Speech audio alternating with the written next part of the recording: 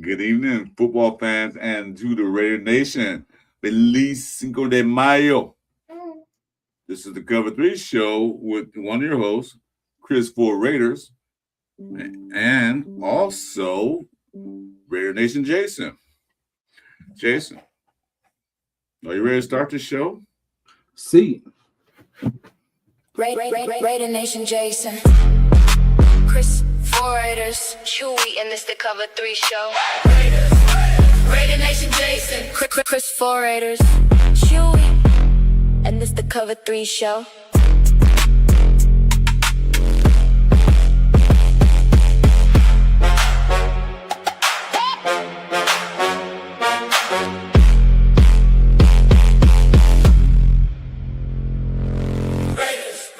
Raider Nation Jasin. Chris for Raiders. Chuy, and this the Cover 3 show.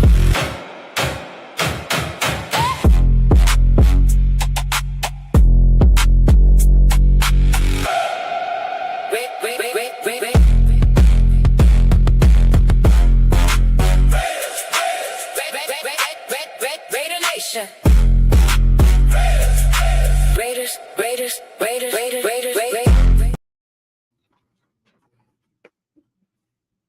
Welcome back to the Cover 3 show. Chris for Raiders here, Raider Nation Jason over there.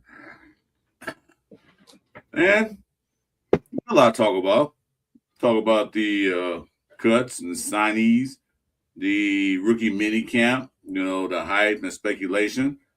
There's a lot to cover. Plus, today is Cinco de Mayo for all our Hispanic-related fans. No matter where you're from, we're glad you're here because the Red Nation is all about diversity and everything else. And Mr. Jason has a list of guys that, if you know their Hispanic background, we will show that to you. Anyway, let's go on to the list here. Richard said, I prefer a beer. I just finished mine. I need another one, but I'm too lazy to go get one. Yeah, Mark, PN does say PM, but PN, the Marcus in the building. What's up, Mark? And, of course, our favorite guy, Frank Weber, Cinco de Mayo. Cheers, brother. Cheers. So, without further ado, how you doing, Jason? Oh, brother Yaya just popped in. Hey, brother Yaya, what's up? Thanks for coming. So, without further ado, how do you feel about the Raiders right now? I feel good. I just, the only thing, same thing as we were coming into last year, is until we see the O-line and, what I'm saying, positive changes, it's easy to be excited right now. But like I said, once it's game, it's game time, then that's when we're going to know. So, just trying to stay positive, of course, but, we need to see it. You got to show me.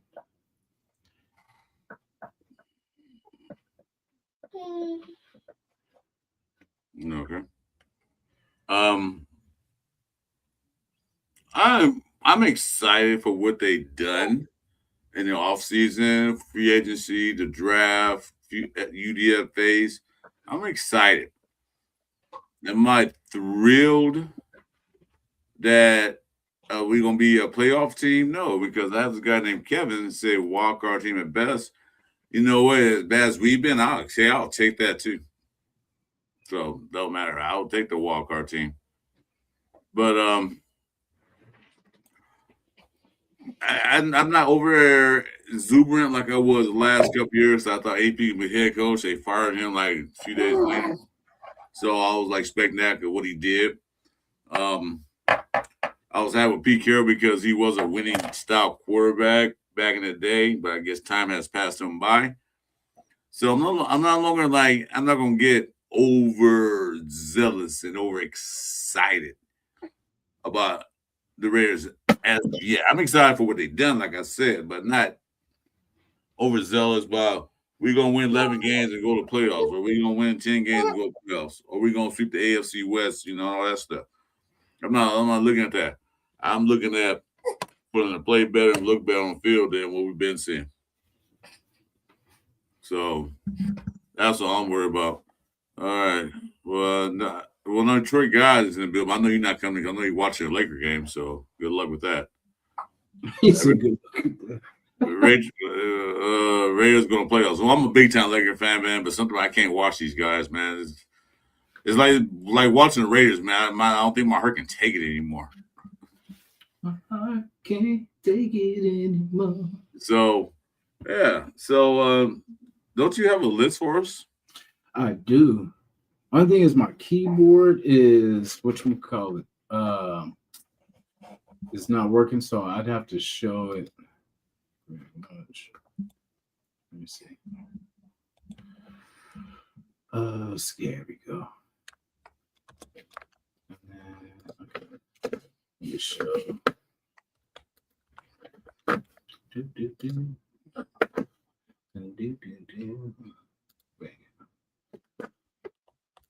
All right. You guys can still hear me too, yeah, Chris? Yeah, I can hear, but I can barely see it. Kind of small. Oh. All right. So we got notable Latino players in Raiders history, legends and impact players. We got Jim Plunkett, of course, Mexican-American, two-time Super Bowl champion, first Latino quarterback to win a Super Bowl, one of the most iconic Raiders ever. Straight Raider royalty, as we know. Brought us two of them things. You know, definitely somebody Al Davis took a chance with and believed in. And the rest was history. And then we also got Mr. Ted Hendricks, Guatemalan heritage, Hall of Famer, four-time Super Bowl champion, won one with the Raiders. One of the most feared defenders of his era. You notice anything about this guy, Chris? What was that? You ain't smiling. You never did. You never did smile. Yep. And then we have, of course, Coach Flores, Tom Flores, Mexican American, first Latino starting quarterback in pro football history, Super Bowl winning head coach, two-time. We have pioneer, a leader, a Raiders legend. Now this one was funny. Modern era Latino Raiders, right? So it says Sebastian Janikowski. Now, as we all know, he's Polish, but it says Polish born, but raised in a Latino heavy Miami culture, often embraced in that space. One of the greatest kickers in franchise history. Raiders fans loved Seabass. Yep. You know, that was my era of kickers, from like Leo Aragouz to Sebastian Janikowski. Let me see. Max Montoya, a Mexican American, played briefly with the Raiders, more known with the Bengals, but elite offensive lineman of his era. Big boy too. We got Efren Herrera, kicker, Mexican American, kicker on the Super Bowl 11 team. Other Latino Hispanic connections: Rico Gafford, wide receiver. And then there was John Kondo, which was funny too. It said, not Latino, but part of diverse locker room era, worth mentioning culturally. That's funny. The culture impact. The Raiders have always been diverse, culture-driven, ahead of their time. Latino players have been part of Super Bowl wins, coaching history, franchise identity.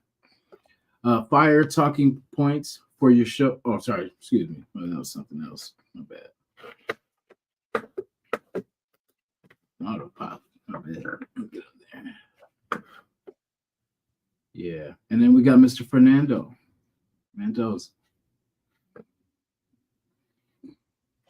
Yeah, so Al Davis always been diversified. He will hire you if you're a good football player, no matter what country you came from, what color your skin, what language you speak. He was always the guy. If you can play football and be the player I want you to be, you're on the team. It was done that he wasn't part of the good old boys back in the day where they didn't allow a lot of black players and Hispanic players.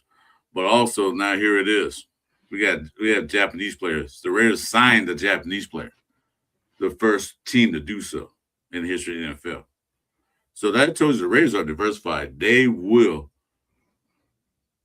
hire anybody who can play football that's good enough to play football in this league. So that's the way it is. Yeah, thanks for that, Jason. That's a good list. Some of the guys I didn't know, but some of the guys I think like Janikowski. That's what I said too. I was like Janikowski, but I was like, he lived in a predominantly Hispanic area, so they say, well, he knew the culture. I say, okay, well, yeah, if you don't read it like that, that's fine. Man. Yeah, so we're taking the chance, and then this year, like I said, we got Mendoza coming in. Hey, Bueno. Ask you a question. Right now, Chuy just going through some things right now with his family. Hopefully, he'll be back with us in a couple of weeks or so. But right now, just going through some things, so he won't able to get on. Maybe he might pop in tonight. I don't know, but we'll see. Salute to you, brother. Salute to you, brother Brandon. Yeah. So anyway, we were going to talk about the rookie defense, but we're going to talk about the Raiders mini camp or rookie camp or what do you want to call it? Basically, it's rookies OTAs. And I heard some things I didn't like. But of course, you're going to hear things you don't like when it comes to the Raiders. And there's some things I did like. But first of all, let's talk about who they signed and who they waived. I'm sure everybody already know already because it happened a couple of days ago, but we're going to talk about it anyway. So here's the list. Oh, man, come on.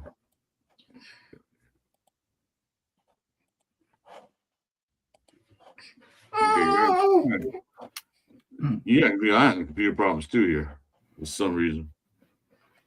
I'll bring it back. Anyway, go ahead and talk. I'll bring it back. All right, for sure. Yeah. So I was in that boat where I wish we had kept Snowden too, but I feel like maybe the writing was on the wall, and then I feel like maybe behind the scenes Snowden probably asked for his way out, because I mean the way they're going, they were probably honest with him, like, look, man, we're going this direction, and really there's a lot of people in front of him, so I'm pretty sure he wants his chance to do his thing too, because he's already going to have, at the very least, you're going to have Max, you're going to have Kwity Paye and Kuntz in front of you. You know what I mean? Automatically. So unless they like that dude, Crawford, and then they let him know, like, hey, we're gonna, let this guy get a majority of the, of the snaps, and you're probably gonna be, fighting for a position or something like that. So, he's like, hey, well, let me out of here. Let me get him out of here. I mean, you know what? Come to think about it, I don't think they cut him because of his gameplay last year, because he was up and down, but he still played well. He had 8 sacks. Mm-hmm. So he wasn't like he wasn't doing anything. I think when they drafted Crawford, running, like you said, Kwity Paye, he felt like his playing time was going to diminish. Mm-hmm. Because the only reason why he played last year because of the injuries of Max and Malcolm Cruz wasn't really stepping. Malcolm Cruz wasn't stepping up. That dude that's not here anymore, what he was doing, really nothing. That's how he got a lot of opportunities. So I think he probably asked for it, could you release me so I can go somewhere else and try to get some playing time, because he knows playing time was going down. He saw the writing on the wall, like you said. Like, yeah, I don't think I'm gonna be here. I might not even make the depth chart, but I might get cut. Mm-hmm. So, hey, salute Marcus Banks. Salute guy.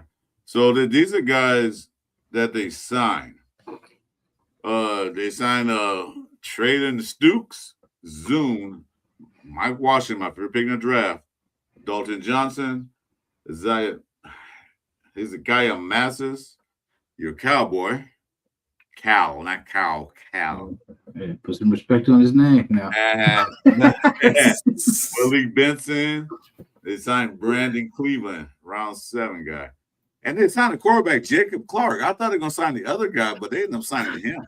Yeah. No. But anyway, Tyler Duseski, Roman Hemby, I'm glad they signed. Desi Ajada, Devin Lafayette. I didn't get look at this guy. Matt Lauder.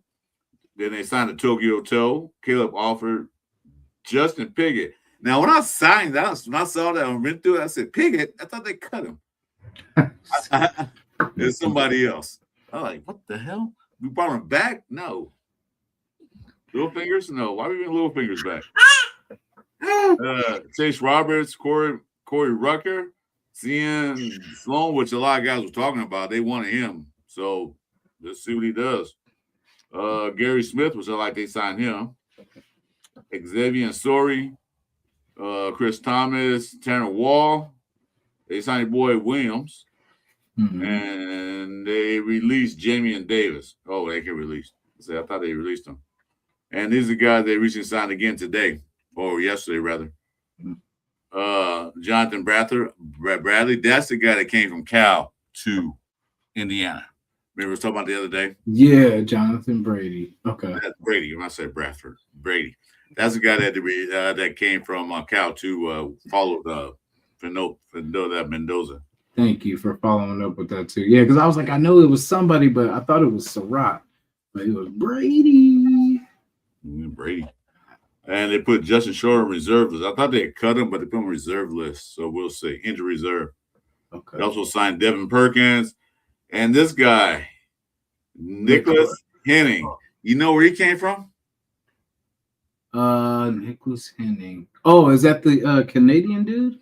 2nd round pick in the Canadian draft. Yeah. They snatched him up.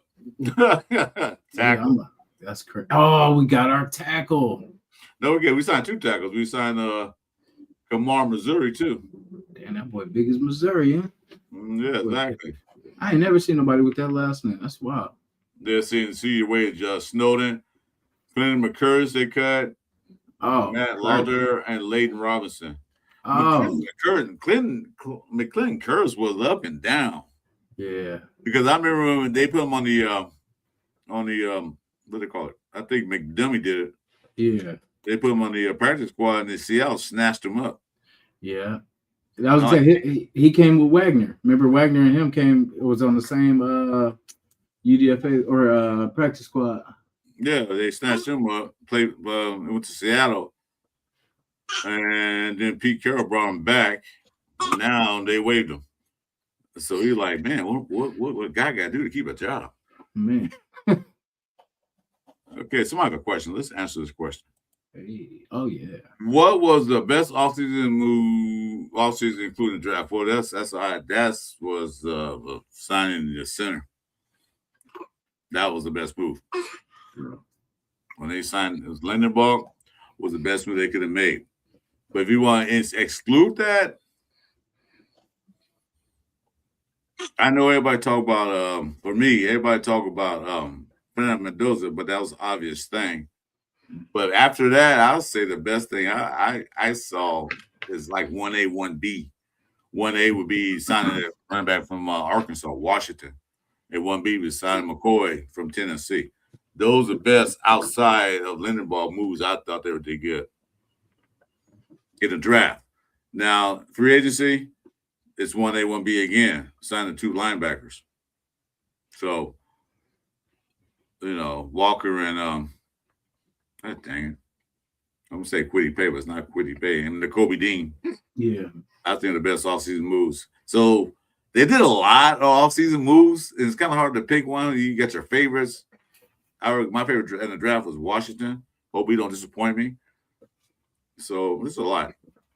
What was yours? Well, I mean, you stole all mine. So I'm No, but I would say I agree with all those. Like Mike Washington for sure, but my first was Lindenbaum. Getting our coach. There's a lot of them really, because I mean it's the coach, getting him, trading Geno Smith for one. And finally getting a quarterback with Mendoza. Like, I know, people don't see it now, but you'll see. No. Well, it's a start because we haven't drafted a quarterback in many moons. Yeah. So, and I'm gonna talk about that too. That I am so sick of this media. Now they find ways to nitpick at him. You don't play under center, this and that. Well, he's in practice. He even said in his press conference that he's working on it. He's working on footwork and the timing. Yeah, Chuy didn't play a lot of under center in college. And be honest with you, a lot of quarterbacks in college don't play under center. Primarily a shotgun or pistol. So what it is what it is. But I remember a time remember back like mid-season when Raiders were like number 4 in draft order. I forgot it was number 1 at that time. Might have been the Jets or somebody. Well, this hypothetically says the Jets around mid-season. All the media, all reporters say, Mendoza will be the best quarterback for the Jets. They need a quarterback. Mendoza will transform that team. They'll turn it around. Blah, blah, blah, blah, blah. That's what they were saying. But as the season progressed and Raiders became the number 1 pick overall, Mendoza's not that good. Pre-draft. He's not that good. All of a sudden now, when the Raiders was going to get Mendoza, when the Jets or somebody was getting Mendoza, it'll turn the team around. To transform that team, that's all they need. Well, the Raiders getting Mendoza, no, he's not good for him. No. Hey, what's up? Rebel, you ready to come in? Just give me a thumbs up if you do. I just sent you. But I just see like the irony of that. Like all of a sudden, he's not good because the Raiders got him. But let's the Jets get him or Arizona or somebody like that get him. He should transfer the team, turn him around. Like what the hell? So I it's like crazy. Now that we have him, all these negativities, all this negative stuff going around. Well, that's cool. They can be negative all they want to. How you feel about that? Yeah, I believe he's gonna be fine. Like he's got weapons. That's the thing. Like, and he knows, if anybody knows to get the ball out and that he's not the primary playmaker, you know what I mean? Like that it's gonna take him getting the ball to the guys, and he'll be fine. Like I said, his thing, he's not gonna feel good until he knows the whole playbook. And even when he knows the whole playbook, he's not gonna feel like he knows it. He's gonna work his butt off. He's gonna study. And sooner than later, he will be starter. You know what I mean? Like I said, it'll reveal itself. Yeah, now they're talking about doing this. Like I said, I'm not gonna show any more highlights till I find out what happened because I got a lot of videos taken down, so I'm not gonna see which one were they. I'm not gonna show any tape or anything like that or film until I find out what happened. But you guys probably seen, watch the Raider channel, Raider.com. They'll show you all that. They say it look good in the practice, but it's just practice, and it's also a practice without the veterans, without the Brock Bowers and Trey Tuckers and Lindenbaugh and all them guys out there on the offensive side. So we don't know yet. But, he's saying that he's practicing under center at the hotel. Now, you going to tell me something about dedication? He's in the hotel room with the guys, he's in the hotel with Zoom practicing under center. Who does that? Fernando does, and Zoom does.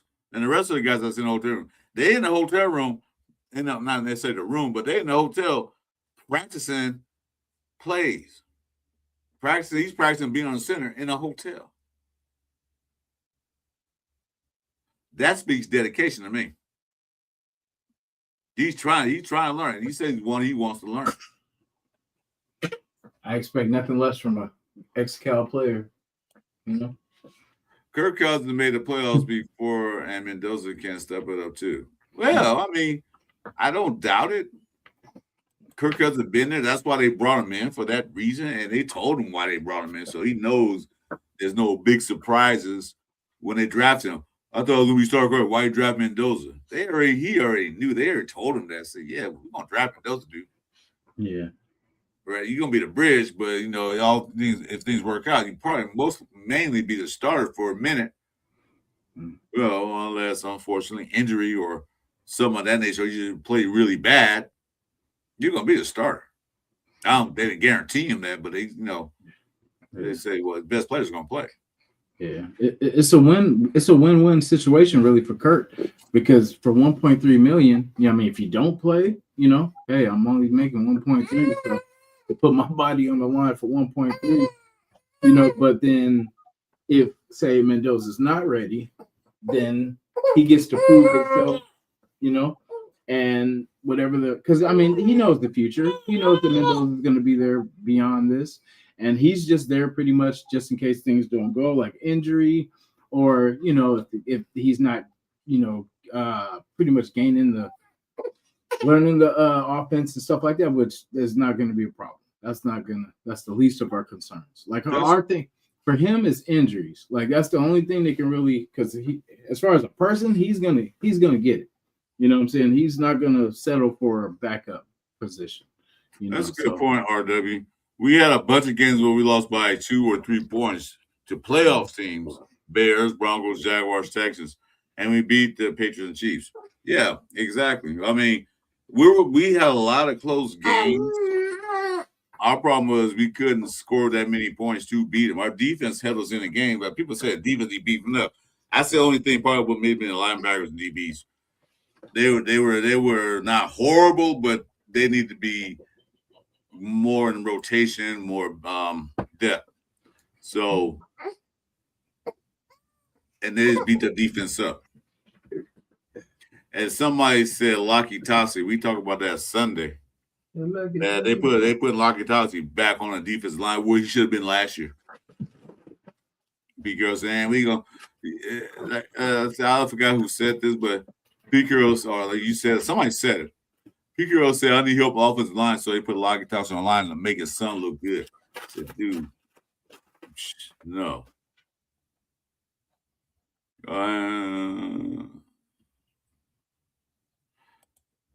Yeah, and when we lost bad.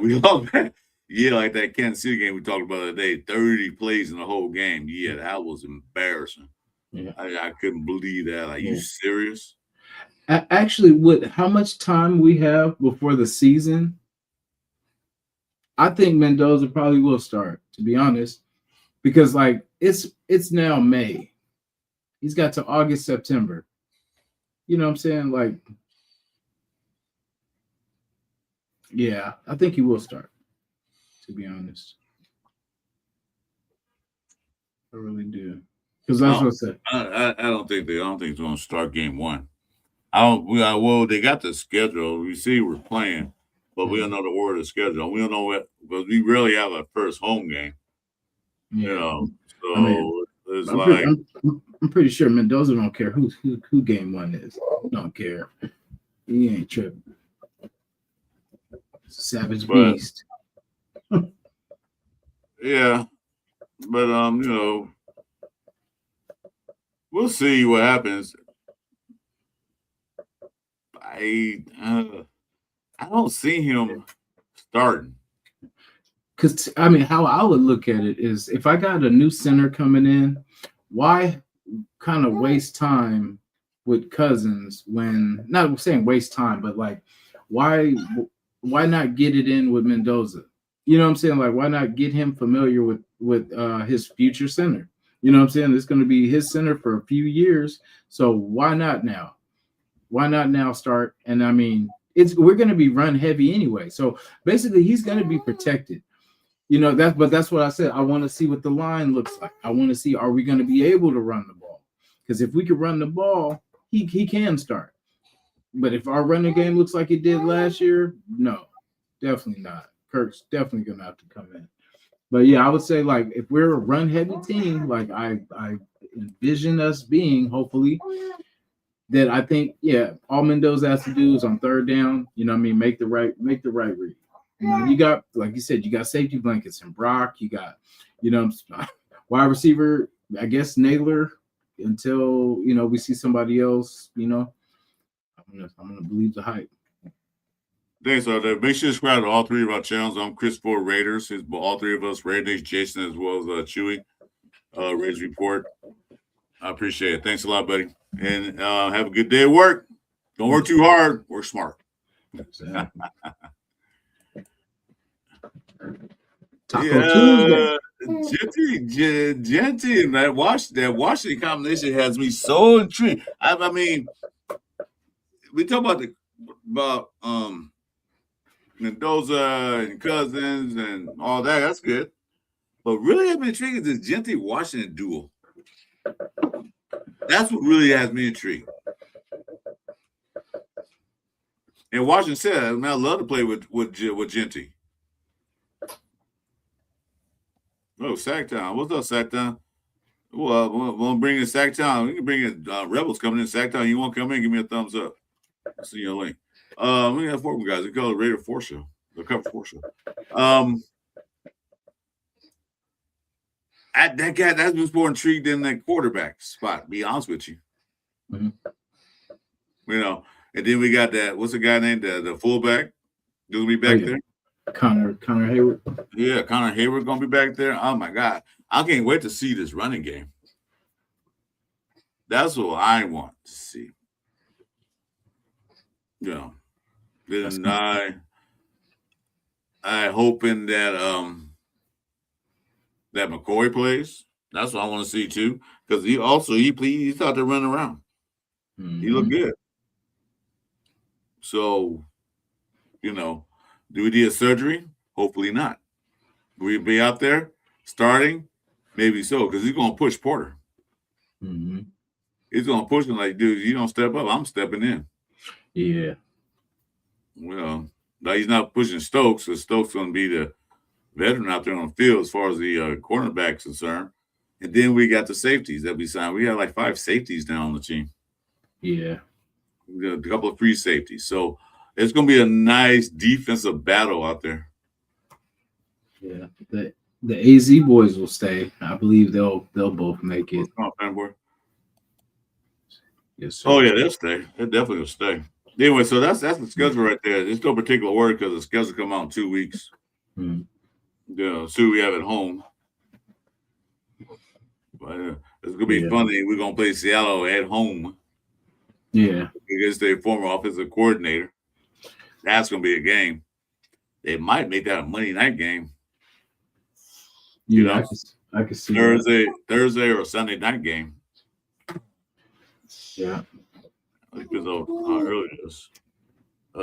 See, then we got the Jets away. Go out that list. Gino. Out that list. On paper. How many wins you see? Starting with the home games. How many home wins you see? I feel like this year we beat Denver. Like I feel like I don't know. Something tells me we can get them back under control. Chargers, I think I don't know. That's good, Seth. I'd say 6 at the most that I see right now until things start improving. But make sure bring my cane in Bakersfield aside. Don't forget. Let me see. We could beat the Cardinals. We could beat they're home. You at home or away? Well, I'm just everything. Oh, I would say do the home then away. Yeah, because the Titans we can beat. The Dolphins we can possibly beat. So Titans, Dolphins. I feel like we can still beat Seattle. They'll have that hangover. Because you don't work as hard as you do unless you're just crazy like that. But yeah, I see us beating the Titans, the Broncos, the Dolphins. I feel like we can get one from the Chiefs and we can get one from the Chargers. Buffalo, I'm not sure. Because Buffalo, I don't really think they're that damn good of a team. It's just Josh Allen's kind of a wild card. It depends. But you said just the home games? No, you do the way. I say start with the home, then go to the away because you jumped. I'm like, wait, where are you? Oh, well, I had to look at everybody. look at the whole. We could beat the Saints. We could beat the Cardinals. We could beat the Patriots. We can beat the Jets. They said 11 wins. I mean, I wish. I hope. Yeah, but I know, right? That's the thing. It depends. Like I said, like last year, I said it depended on the first 2 games, how we were going to do. And this one, it's going to depend. I have to see. I mean, it's always the first 4 games for me, like how we start, because we're a team. We can't start 2 and something and come back. We're not like that yet. So our thing is starting hot. Like last time we made the playoffs, we started 3-0. You know what I'm saying? We have to start hot, because if we fall off, at least we'll be up a few games. But we can't see when we get into a position where we're 2-6 and then where we can't even lose a game. So we have to.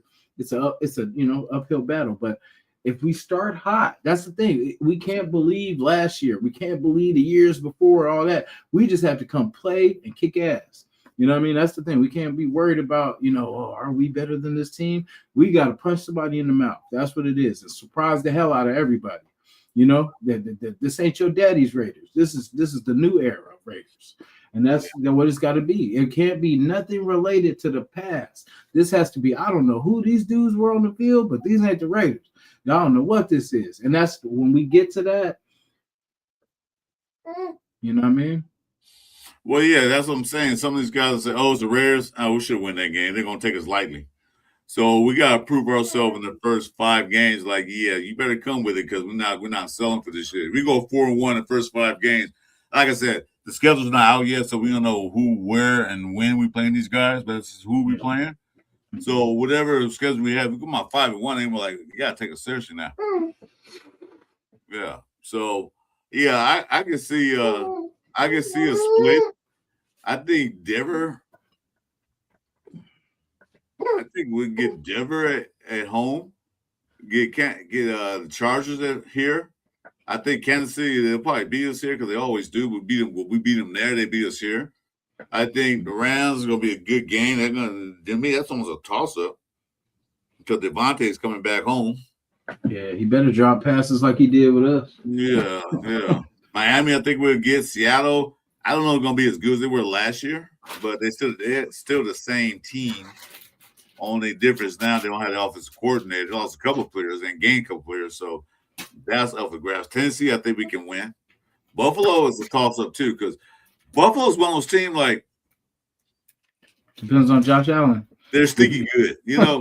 They're sneaky good. Like, they always manage to win games. But then again, you look at the division they play in. They play with the Jets, Dolphins, Patriots when they were sorry. So they had easy wins on them guys, but then it started building up with Patriots start beating them.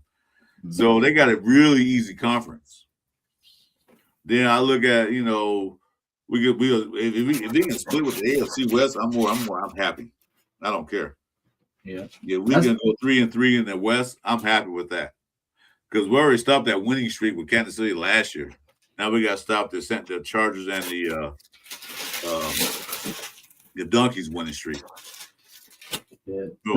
The thing, the Chiefs are going to be so Patrick's healing from this knee, and then so you see what they did on offense. They got running backs galore, so they're going to basically switch to a running team and then just kind of ease him back into it and not have him running around trying to be savior. If they're smart, they'll just let him get healthy. Take it slow. And then you'll have him for, the next 5 to 7, whatever it is, years. But I don't know. It depends what they do. But I don't see them being the same, him especially being the same, running around, doing all that crazy stuff. I feel like we're going to get a safer version of the Chiefs.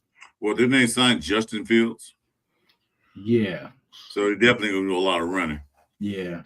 Which is, that could be dangerous, because especially with the running backs they have, you have to respect those running backs. So that could just give him out just to get outside, Yeah, I don't worry about it, because we beat up our run defense. We got actually guided linebackers that can tackle. Mm-hmm. I'm not sweating too much. I think we'll do good. Yeah. Matt Scrolly's back. So if Matt Crosby back, he's good at run stopping. Whoever play on that other side is going to be a good run stopper. So the two things the Raiders did this offseason with the genius of spy take is that we got to stop the run. We got to get better DBs. And what he did, we now got guys that can do run stopping and got DBs in the draft. So, all right, we got Raider Rebels in the building. So this makes it a real Cover 3 show. What's up, man? Makes it what? Makes it a real Cover 3 show because there's only two of us. We got to Cover 3. Right? We need to get out of that Cover 3. We need to run some more press man. Yeah. That press. Y'all running the press man over here. Your Cover 3 is not active. Yeah, well, we're going to stay in Cover 3, but the team need to got to Cover 3. What's going on, man? Same old, just waiting for camp to start. Itching. Let's go with y'all today. Man, this is watching some of the Raiders mini camp for the rookies. Just watch some of those and hearing all these naysayers and dollars talking their crap about Mendoza. Like, yeah, whatever. Yeah, he's gonna impress some people, man. He's gonna surprise some people. So if y'all want to know, I'm kind of feeling like, it's Kirk Cousins, right? I know a lot of people are saying he's gonna, Mendoza's gonna start right away, but we're forgetting about the Tom Brady factor. Even if Mendoza comes out killing it at camp, and he's better than, all the 4 or 5 quarterbacks that we have in the building, I still think he sits because of the Brady factor. I feel the only way he gets in is if you put in Kirk Cousins and he struggles and they don't want to go with Aiden O'Connell if he's still on the team, or they don't want to go with Sawyer Brown, if he's the backup third-string quarterback, then I feel you throw Mendoza in. Now, is that in 3 games? Is that in 5 games? What's the offensive line look like? They didn't sign Sawyer Brown. They signed Jacoby. Oh, so they haven't signed Sawyer yet? They didn't sign. They signed the other guy, Jacoby. Nice.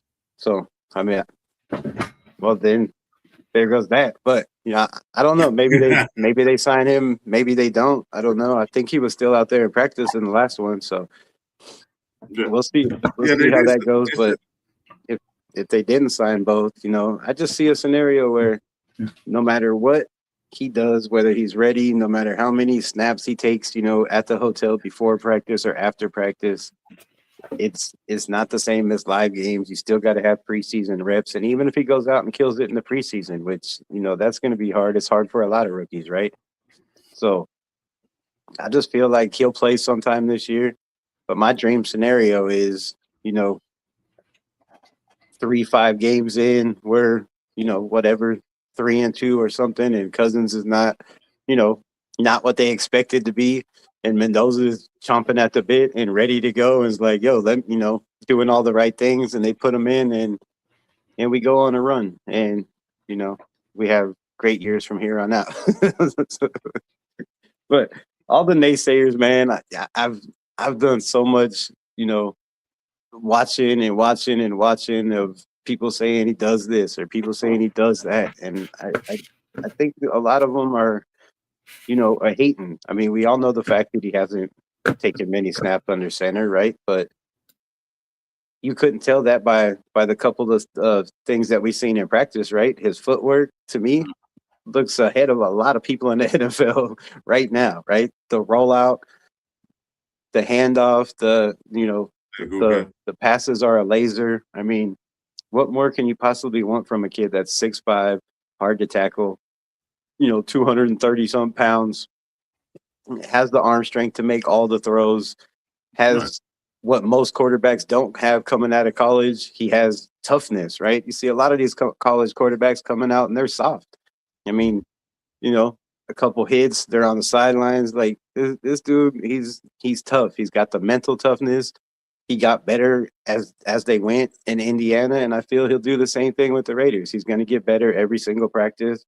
And like Jason said, he wouldn't be. I wouldn't be surprised if he's ready to start as well. But I just don't feel that they start him because of Tom Brady, and until it gets to a point where they're like, damn, we can't have another just horrible season. Let's throw this kid in and see what we got, right? Yeah, exactly. I don't know if they want to start him game one. If he plays better than Cousin does in their preseason OTAs and all that stuff, and they have no choice, they will start him. That's only if they feel ready, if he feels confident enough to go out there and play. That's the thing. It's confidence has to be up. He's a confident kid. You go by the press conference, the way he talks. He's feeling confident on himself, but he also is humble too. He said, "I still got to learn this. Yeah, this is something new for me." So, here's my question to that then, Chris. Yeah, you heard him say himself, right? He's bottom of the totem pole. He's got a lot of things to learn. That tells me he don't have confidence in himself right now to go out there and be the leader. He said, he's not going to put that. That's up to his teammates to say if he's a leader in the locker room, and he's just going to go out there and do him. But that's really just him, though. That's his personality. Like, he's always like, even if remember when he won the Heisman, like he says, "I didn't win it. My teammates won it." You know what I'm saying? He's that type of dude. He's not going to never take credit. Like, he's not a cocky the cocky type. He's not going to be like, oh, I did this. No, he's going to be like, hey, I couldn't have did it without my guy blocking. Or I couldn't, he's always going to throw it to his teammates. Like, that's just, Well, when I say confidence, when he talks with confidence that he knows what he's talking about. That's what I'm talking about. He's confident, like, I'm going to say this, and I'm confident what I'm saying. I'm saying that I'm okay, I am a bottom of the totem pole. I'm confident in saying that. Some guys will not admit that. You know that for sure. Some guys, especially a number one draft pick, and he's not going to come out and admit, I'm at the bottom of the totem pole. That's the confidence he has himself to say that. That's what I'm talking about. He's confident. Not he's confident being on a football field, but he's confident saying things like that. Yeah, so, I still see a long way to go. I mean, I don't know if he's going to be ready before camp.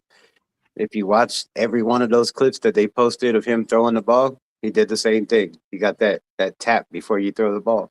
That's a telling NFL. Teams are going to eat that up. They're going to know where your eyes are every time you tap the ball, and they're going to wait, and they're going to break on, balls. That's going to cost a lot of deflected balls and a lot of turnovers in the NFL. So he's got things that he's going to have to work on. And again, this is just him rolling out with no pressure in his face, right? Like, there's nobody, you ain't got 320-pound dudes running at you, right? And, if you go back and watch all the film you want to watch, when there's pressure on, the kid does not look great. He's not bad, but he's not like some of these guys, in the pocket, Joe Burrow or Josh Allen or, Brett Favre back in the day or even Peyton Manning. He's not that. He's not that in the pocket. So the footwork. Peyton Manning came out his first year and started as a rookie, didn't look good at all. Damn, I was going to say, because there's two people that he's compared to, and that's Peyton Manning and Andrew Luck. And both of them started their rookie season. So, like I said, and it has nothing to do, well, I mean, it has to do with physical too, but it was their smarts. You know what I mean? And that's what he has similar to that. And that's the difference, bro, between him starting and him, taking a while. But he's a smart enough kid that, like, you see when he answers questions, how he just, I don't know, you could just see his great mind and just how, it's not just like a simple answer. He's breaking the whole thing down. And it's like, that's how he is. He's a obsessor, bro. Like, he's going to obsess. And like, no matter, like I said, even I said it a little bit earlier, even if he does know the playbook in and out, he's never going to say he knows it all. He's going to be like, I still got a lot to learn. I still, and that's what you want. Because the moment you think you know everything is the moment you stop learning. You know what I'm saying? It's like he has that hunger, and he's not going to settle for Kirk taking his position because he's a competitor. You know what I mean? Like, and Kirk knows all about it. He took RG3's position. You know what I mean? And he was the later draft pick. So, you know what I mean? Like, Kirk's not the future. And especially for the price. That's why I look at the price tag, right? Because if Kirk gets, I don't know if it's guaranteed, but if he gets hurt, is that part of the guarantee for the rest of that contract? So that's why I would take the safer bet of Mendoza. You know what I mean? Because he's got to learn anyway. Because this season, if we don't put the pressure on this season of him you have to get us to a Super Bowl this year, or he's a bust. No, it's let the kid learn. Let him take his bumps. Let him, let him learn with Lindenbaum. They're both coming in the same year. Might as well learn together. You learn the communication, learn the calls, learn the audibles, all the stuff together. Why waste a year? You know what I mean? And have Kurt, what I'm saying? Kurt's really, I feel Kurt should be, if he looks bad out there, then we can put Kurt, and Kurt can keep us afloat. You know what I'm saying? So because really it gets, if say Kurt starts and then say he gets injured or whatever, he plays bad, and then see Mendoza, just say he's not ready. That's a bad season. You know what I'm saying? But at least for y'all, but not for Aiden O'Connell. It's not. Yeah, Hey, hold he's going to come on. in with an offensive line, 2 running backs, and an offense he's never had before, and an actual defense. I think on the other side. But I don't think the season's lost if anybody gets hurt. Hold on, guys. I got to do this. Every time I see it in the chat, I got to do it. Oh.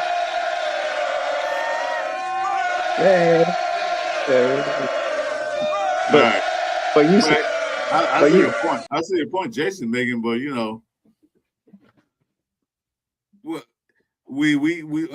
the thing is that we got Kirk Cousins, we have AOC, we have Mendoza, then we got that guy we just signed today, Jacobs, probably be on practice squad. Okay, me looking at that, it's probably the best quarterback room we had, and I don't know, God, for long we had. Yeah, you know what I'm saying? Okay, if Kirk Cousins thinks the bed up, okay, Mendoza, or AOC is your time. Good, show us what you got. And then if that don't work, go down the list. At least down the list, if we're not falling from up here to down here what rock bottom. Mm-hmm. So no matter whoever starts, at least we have a capable backup and then a backup to the backup. You know what I mean? I agree with that. But you're saying his comp is Andrew Luck and Peyton Manning. I mean, I don't see the Peyton Manning at all. Peyton Manning had a stronger arm to me. Peyton Manning is a straight intelligence. Like I get the intelligence, but not. Yeah. I mean, he didn't even have those intelligence because an intelligent quarterback doesn't throw 28 interceptions to 26 touchdowns in his first season. So I think Mendoza's way farther ahead in the intellectual and the intelligence and the game film and the study habits. And, I think in all of that, and the Andrew Luck comp, I mean, I don't know. I could see some of that, but he's also been comped to Kirk Cousins. He's also been comped to, to Matt Ryan. He's also been comped to everybody on the planet. A lot of quarterbacks. He's comped to a lot of quarterbacks, and I see similarities to some of those in him, but really he's totally different than I see than any of these quarterbacks, because a lot of these quarterbacks ran pro systems. A lot of these quarterbacks had to carry their teams. Mendoza didn't have to do that. Mendoza had a great running game. He had a great defense. He had good coaching around him. He didn't have to put his team on the back, like Ty Simpson did, that didn't have a running game, that's defense was up and down, that offensive line struggled. Mendoza hasn't had to do all that. He had a team around him, and he gives credit to his team as well. Chuy, what's good, my guy? And like you said, he didn't win the national championship. His team won it, and for a reason, because it was a lot of his team around him, right? He never had to have those big games where he had to throw for 500 yards and 5 touchdowns to win the game. The one time he did throw for 5 touchdowns, the defense got him the ball inside his own 50 4 of those times. So, you know what I mean? He's never had those games where he's had to be that guy. Now at Cal, he did a little bit. I know he went, neck and neck with Caleb Williams, 49-50, I believe the game was. They both had 2 touchdowns. They both had 2 touchdowns rushing, right? Their stats were pretty similar. He had 1 more interception. So, there's not been a lot of times where he's been asked to do that. And I hear people say he changed the franchise at Indiana. I beg to differ, man. They had they had Brendan Sorsby before that, and then they had Curtis Rourke the year after that they went in 11-2. So it's not like he came in and just flipped a franchise around that was like the Raiders and only won 3 games the last 3 years, right? So why put that pressure on this young man? Why put it on him right now? And you say, Andrew Luck and Peyton Manning, but they didn't have a Tom Brady in the building, a 7-time Super Bowl champion that believes quarterbacks should sit for a year. he believes the problem with the NFL and NFL quarterbacks is not being ready and thrown into a fire. And when you have that as your minority owner, the kid just has everything going against him to start right away. I feel. Yeah. And I just feel, I don't know. Like a great point, definitely. And I just, for the Andrew Luck, Peyton Manning thing, I just feel, like smarts wise, like pretty much intelligent. Because like I said, when you're playing and like say if you don't have all the smarts and all this kind of stuff, and you're just kind of playing like an adrenaline or game time player, like you may not be all that practice and all that, but when it's game time, you do your thing. But for him, it's like the game slows down, because the hardest part is the speed of the NFL. You come into it, it's different than college. You know what I'm saying? Like Indiana, yeah, they had a defense. I didn't think his offensive players were really all that. Like I've seen, like Texas had a strap squad. Like, you know what I mean? Like a few years ago, even Ohio State had they had weapons. Indiana wasn't really on my radar as far as like, there's an explosive, what I'm saying? They had 2,000-yard backs though. Like, yeah, but for college, that's easy. You know what I mean? But with the thing with him and what was dang it? It was the defense, and then we were talking about so if he had got knocked out of those two games, right? Do you think Indiana would have been able to win that national championship? Like he took the big hit. Now say his brother had came in there, right? Would his brother been able to carry that team to that? That's hard to say. Like he said, he went to Indiana because his brother was more developed more than him. That's why he went to Indiana, because he seen the development his brother was getting at Indiana. So, his brother came in and played a couple plays, and I feel he's intelligent like him, and he probably wouldn't have turned the ball over, and their defense would have made plays like they did, and they would have depended more on their run game and quick throws. That offense was set up where as long as you can get the ball out quick to your first or second read, it was going to succeed no matter who was at quarterback, I feel like. They did it last year with Curtis Rourke. Like the dude got drafted in the 7th round because he got hurt. He had almost the same stats as Mendoza through 12 games. Yeah, and then the only difference throwing to the same receivers. Because I didn't feel like who was his? It was Omar Cooper, right? Was his best receiver?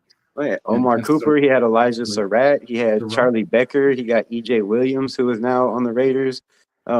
He had Brandon Williams Brandon Williams, the guy we just brought, signed again. That was a kick returner. Also played a lot of slot and whatever trick plays they did, which never was really a whole lot. It was pretty straightforward offense. So they had weapons. They had a tight end that, they had two running backs that could catch the ball out of the backfield. Both had 1,000 yards. That offense was, it wasn't stacked because it's not, Ohio State, and it's not all the big names, like all these teams like Oregon and Alabama usually have, but they became household names. They earned every single bit of it, and you don't have that yet here. You're learning the NFL offense, a new offense, a West Coast offense that you never ran. That's going to take time. No matter how smart you are, it's going to take time to get the timing down, to get the timing on your 3-step drop, on your 5-step drop, on your 7-step drop. Those are all 3 things I mentioned that he hasn't had to do. You've never had to come out of center and take a 3-step, a 5-step, or a 7-step drop. When he was under center, it was a 3-step drop and throw the ball. It was usually in the red zone. So those are. I'm sure he could, though. I'm sure that's something he could develop pretty quick. Yeah, develop, but how much? Like the timing of getting the ball out. The fact of turning your back, to the defense, and then when you look, you're looking at one defense, and then when you roll out, you're looking at a totally different defense. Those things are going to take time, and it's going to be a learning curve, just like it is for every quarterback. So I believe he can do it. I just don't feel like Tom Brady is going to allow it unless Spytek stands up and says, "Man, let's just start this kid," and everybody's on board against Brady. Maybe there's a big riot, and they're like, "No, we overvote you," but. I just don't see it. Like I said, the best scenario is if we struggle and They see that the offensive line is good, the defense is good, right? The running game is solid, and the only thing we're lacking is a quarterback that, to stop turning the ball over or to, manage the game a little bit better. Then maybe they put him in. I mean, that's all. Like that's the thing is, bro. Everyone thinks you need this shiny ass Lamar Jackson for you to go and win a Super Bowl. You're like, you don't need all that. You know what I mean? If you can build a team, and it seems like Kubiak and Spytek are building a team, just like Indiana had a team. They had a tight end. We got a tight end. We got two fucking really great running backs. Washington coming in, bro. He's a dog, bro. Like he was on everyone's top 10. You know what I mean? Yeah. Like they're building this team, bro. You know what I mean? So that's what I'm saying. Like, let's just give him a shot and fuck it. If he fucks up his first year, then hey, we got Kirk Cousins. You know what I mean? But I mean, you gotta learn hands on, bro. I get maybe sit him, but for me to sit him the whole year, you just fucking wasted your first round draft pick. Yeah, That's how I would feel, honestly. But you got a 5-year option, so you're not wasting a first round draft pick if you have Because a we kid. could have. Because you gotta look at all the other guys you could have grabbed. Why didn't we just grab Carson Beck then? If you know what I mean, he has a shit ton of starts. You know what I mean? So it was a waste. It was a waste letting Aaron Rodgers sit behind Brett Favre because you had a quarterback that could run your offense in your team. It was different though. Brett Favre's actually a killer though. Yeah, but he became a killer because he sat behind Brett Favre for a year. You don't know if he would have started his first year or for a couple. No, I'm saying Brett Favre's a dog. Yeah, that's why he sat. That's why he sat. He didn't. We got Kirk Cousins. You got Kirk Cousins in the building. Kirk Cousins ain't all that though, bro. He won a lot of games. I mean, 3,000 yards. There's a reason why Kirk Cousins has to constantly switch fucking teams, bro, in the NFL. Okay, that's just bottom line. If he was that good, he'd be fucking signed, bro. Fucking 8-year contract somewhere. Guys switch teams because they do good, and then they want more money, and teams don't want to pay them. They go to free agency, or they're a free agent. Like all those times, he was a free agent. He came off an injury. He was a free agent. They didn't re-sign him. Yeah, he's decent, bro. But I don't like, you know what I mean. He's not no Brett Favre kind of guy where the motherfucker has to sit. Yeah, but I think Raiders are in dying need. The Raiders are in dying need of a quarterback, and I think Fernando Mendoza is a much better quarterback than Kirk Cousins is. Well, I think he is too. I mean. So then let's start him. What the fuck? But I'm not the head coach that believes in a perfect world, which we're kind of in a perfect world. You have that veteran quarterback that can show him the ropes, show him how to, prepare, show him how to watch film, show him how to, look at these guys and see how they do in the NFL, see how he does in the NFL. You need that for a rookie quarterback, and some of those rookies that don't have that, struggle. Look, what would Cam Ward been last year if he had a veteran in his building to help him out to lean on? He didn't have that. He was learning on the fly, and he had a decent season. But damn, how much better could that season been if he had a veteran in there to help him out? Right? Same thing with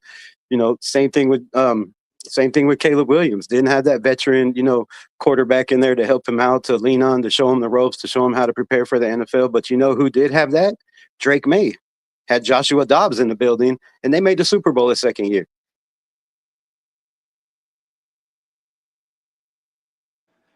I don't know if that was all Joshua Dobbs that got him to the Super Bowl, but they had a really good team too. But see, one thing. No, but it was the intelligence and the veteran leadership, though. You're comparing Drake May. See, what the Patriots did is they built the team around him immediately. They built him around before he even got the chance to get again. They got the receivers, Stephon Diggs. They got the offensive line. They drafted that guy. I don't know if he's good or not. We've done the same, though.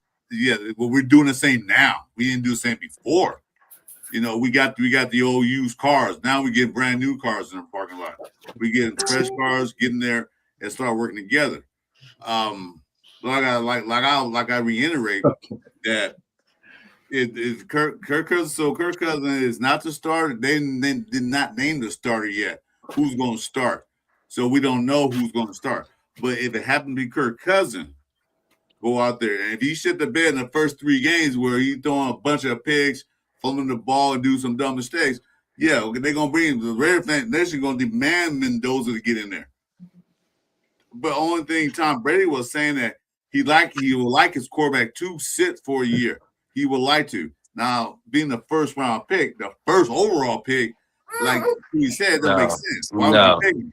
This is my thing, bro. You But can't sit behind someone who's worse than you. Like, what the fuck are you gonna learn from someone who's not as good as you? But hold on, look at this draft class of quarterbacks. Who else was Carson Beck? Maybe not. Ty Simpson? I don't know. But they saw something from them that they like. If they have to sit him so he can learn, because like I said, you do not want to throw a quarterback into the fire so quick. And that's ruined a lot of quarterbacks. First round picks, all those ruined a lot of quarterbacks in the past history. That's how you learn, though, bro. You got to get in there, dog. You got to get in that fire, bro. How is she gonna learn? By just watching Kirk Cousins throw the ball? You're not gonna feel no speed. You know what I mean? You're not gonna feel no pressure like that. You don't want to break. I think this is my theory. They need to fucking play Mendoza. You guys drafted him first overall because you really think he's that good. If you didn't think he's that good, you wouldn't take him number 1 overall. They drafted him first overall because he was the only one on the board worth taking, but and nobody was. If we're gonna develop a guy, we could have just developed we could have developed fucking. Like I said, we could have developed. They knew he had to develop. That's why they went and got Kirk Cousins. They knew he had to develop. They've been watching him for a while. They knew he had development, or they wouldn't have brought in Kirk Cousins. They knew. No, this. I think they knew he wasn't ready, bro. You're pushing him out there. What happens if anyone who always? I'm just being real right now. Whoever thinks that, I fucking disagree 100%. Okay, listen to Frank Weber's question. List the top quarterbacks in history to count how many times they hit the ground running. Day one. How many quarterbacks they drafted early draft picks hit the ground running day one? Name at least 2. Shit, I'll wait. I'll wait too. I'm just saying. No, yeah, we don't. I know what you're saying. What you're saying is a good point. And then if you are expecting them to hit the ground running, then you're kind of stupid too. Even Caleb Williams looked terrible last year. Until he got Belfast as a coordinator and got that year behind his belt. Now he looks a lot better. He didn't come out good running. Jay Downs went to a team that already had a team built for him. He looked good, but the second year he looked terrible. But usually, how is the nation going to? Top picks don't come off day one on running off stops. Not many. And that's fine, bro. I don't expect this team to go to this playoffs right away. You know what I mean? But then why put him out there? Well, why not? So we can learn. That's how he's going to learn, bro. So let me ask you this. Wait. Let me ask you this. Let me ask you this. If he's not ready and doesn't have good pocket presence, like a lot of people say he has, he doesn't feel pressure from the backside. You want to put him out there with the offensive line that hasn't gelled together, that doesn't have time in the system together. What happens if this dude gets smacked and knocked out for the season because people wanted him in because he was a first-round pick? We have to think about everything. That's just the offensive line is not ready. If he's not ready to be able to be in the pocket or to roll out, if that offensive line ain't ready by day one, if that offensive line isn't ready by game one, then that coaching staff is just fucking weak.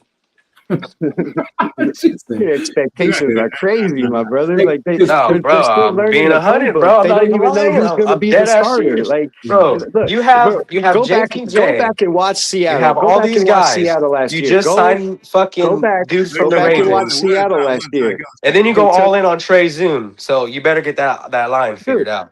So did Seattle. They went all in on Gray Zabel, and they started him at guard. But guess what happened? It took them 5 games before they got that offense going. They relied on their defense and special teams to win games.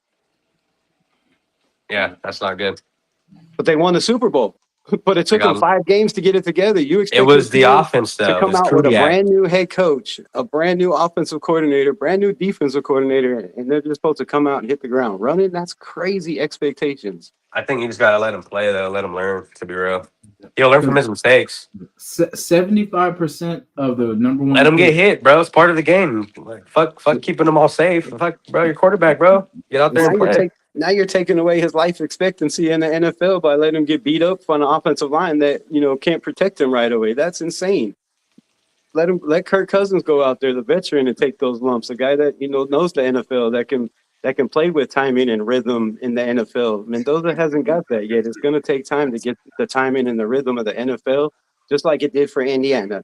Go back and watch. You can watch it on YouTube. Look it up. I forget what it is. I'll send you the link. But you can watch every single snap for Mendoza at Indiana on YouTube. Every single one from every game.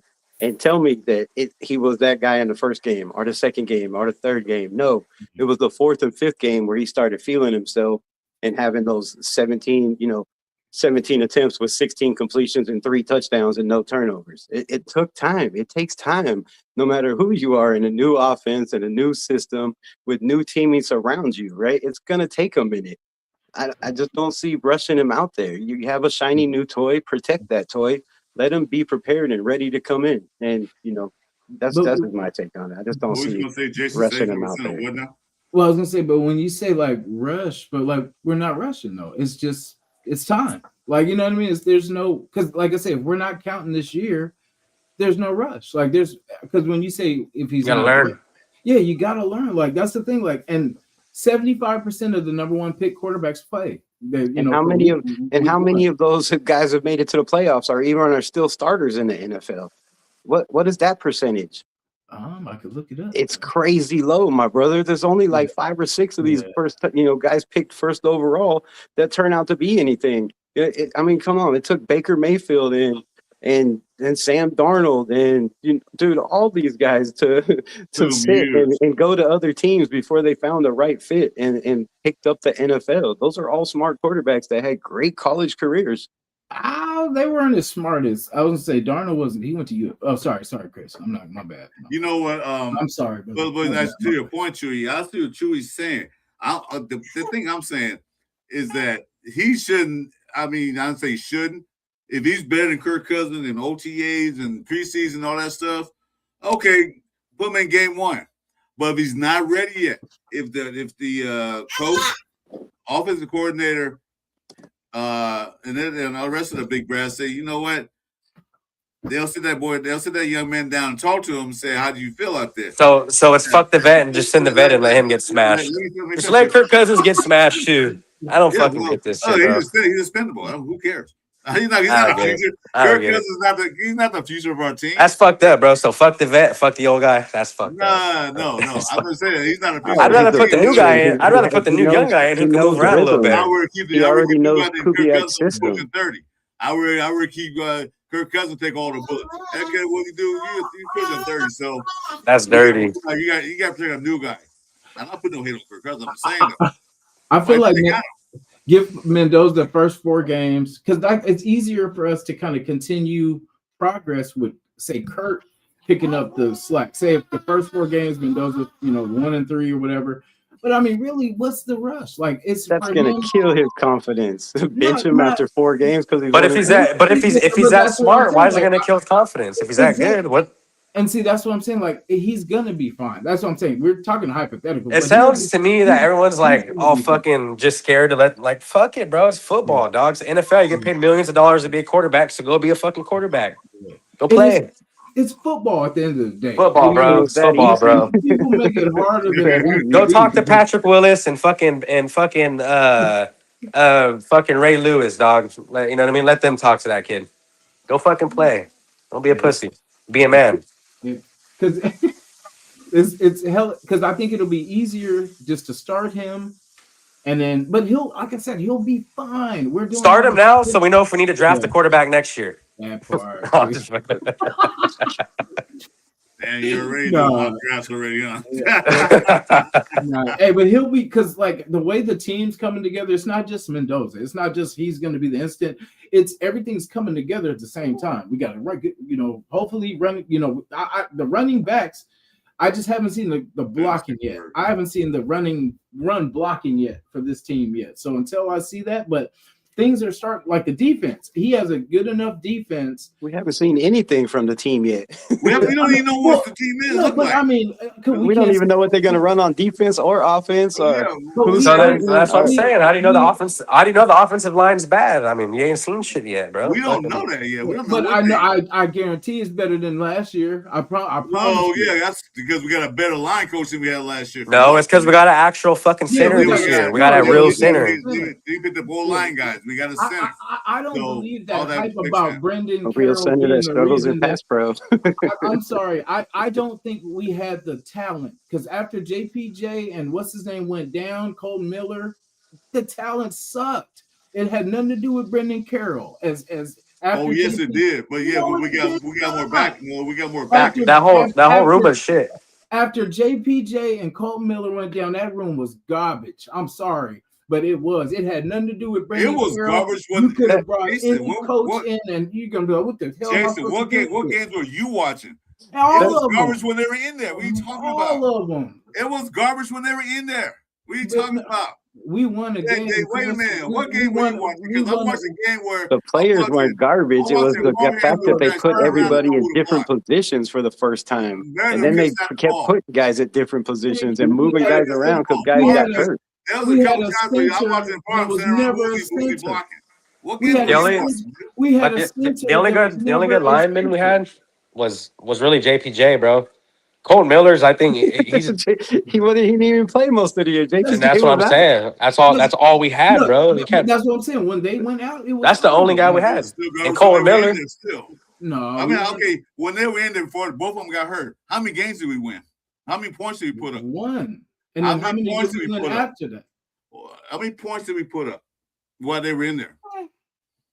17, maybe? What was that? No, 19? 14. Let's try 13. On the Well, average. no, not when he was in there. With JPJ That has to do with the offensive coordinator, the play calling, everything, not just the O-line, the quarterback that No, holds but the ball for 8 seconds. How do you expect? So then our offensive line is decent then, so we could play Mendoza. Yeah, exactly. We had UDFAs as our linemen. Like, I'm talking about before. I'm saying before pre-JPJ and Cole Miller going down. I'm not talking about afterward. I know we had after. We had shit. Oh, it was better. Okay, how many times Jimmy get hit in the backfield? Led the league in that. Okay? How many times did Gino get sacked and pressured? Come on now. No, I'm trying to talk sense to you. So they went down. But I tell you what, we were bad when they were in there. So you got to count that. No, we were bad, but we were worse. Of course, we had backers in there. I get it. I get that. That's my point. That's what I said. Well, we still that good when they were we were better before the injuries. Not that much better. We at least were competitive. But then after they went, I mean, we won our first game. You acting like we didn't. He got hurt early in the season. You acting like we went the whole damn season with both of them. No, we didn't. But I'm just saying, though, we won the first game. Then we won games out through it. But the last game, we won 10-2 the next game. And that was way down halfway the season. So we lost a lot of games in between. That's my point. I'm saying, why are we arguing? Well, no, I'm saying point, but we sucked when they was in. That's what I'm trying to tell you. So we just suck. So we just suck. We probably suck more when they went out. Yeah, I agree with that. Yeah, definitely. So what makes this one different? We got one center. We got more. We got a center. So what's if they're ass? Then what are we looking forward to? If you're saying JPJ and Cole Miller is not going to matter, then what are we looking forward to? Like I said before, O-line coaching. They didn't get. Do you know what they were doing, dude? Doing their practice. They had to go practice. The O-line go practice on their own to get the things right because the damn coach wasn't coaching. Minicare was not coaching them. That just sounds stupid. That's what they were doing. That's what they were doing. And that's stupid because you guys are reading too much fucking that's what AI, I'm saying. bro. It's too much media shit. Like it's football. You guys are watching too much YouTube AI, dog. Lay off on that shit. But that's what they were doing. Though. Yeah, I don't because we put it on Carroll. Yeah, and we put it on Pete. You know what I mean? Like it's crazy. Not the whole blame, but he's part of the blame. Okay, so when we got rid of what's his name, the offensive coordinator, we still sucked after that. So remember, we blamed him for the offense and all that. And then the offense got a lot better when we changed offensive coordinators. We got more yards. It wasn't great, but it got a lot better. Okay, the run game got better. I mean, Ashton Genty had almost 200 yards against Houston. Like, it got a lot better. Yeah, the running game. When they put guys in their right position, they put Meredith back at right guard where he was supposed to be instead of at center. They put Kappa at center, which he never played before. The old line got a lot better. The problem was JPJ was hurt. They wouldn't play Caleb Rogers, who was one of the best guards out there and showed it the last 4 games of the season. That dude's going to be competing for a job this year. The O line is way different. You got Meredith but Rogers was a rookie, so we got to sit the rookies. Center, but we got to sit the rookies, right? We got to sit the rookies, bro. Oh, okay. You said they went out there. Well, I wonder who didn't put them out there. I could do something. That's the thing, bro. Like, if you're gonna play, you're gonna start a fucking. I don't understand this logic whatsoever. I'm fucking losing my mind, bro. You What's start up, rookies Bro, that are Fernando ready. Mendoza is ready, so start him. How Okay, do you if know he's Caleb Rogers ready? was ready, he should have You started. haven't even Tommy seen him throw Hemingway a was pass ready. in the He should have NFL. started. But You I haven't. feel You I have feel like not seen him throw one pass in the NFL in preseason. How do you know he's ready? You've seen him take 3 All I rollouts on know is some he'll be a film much better quarterback in than Geno Smith OTAs, bro. You was. don't know he's ready. You Oh don't no, know you what the know what, Raiders. Chewy, I agree You're with not in the that. building going, He's oh an yeah. upgrade from Geno You Smith, don't know where though. he's at in the Yeah, playbook. You don't know if he's calling every day with yeah. questions about the playbook, going, what is this? What is But this? What is it's this? I May don't know though. this language. But I it's don't know this May. Uh-huh. terminology. I So what don't is know he what doing this then? means. What Like is he it's doing then, bro? You What can't is he say doing he's at ready. practice? He's been in there a couple weeks. he's not He's in not even practice. been practiced. They had Listen, 3 And practice when's the days. first game? I was They gonna have say 3 it's practice When's days May. when's the first game though? It's but you May guys, right now. What And date? in August. What? In August? August. Okay, he has enough time. Preseason.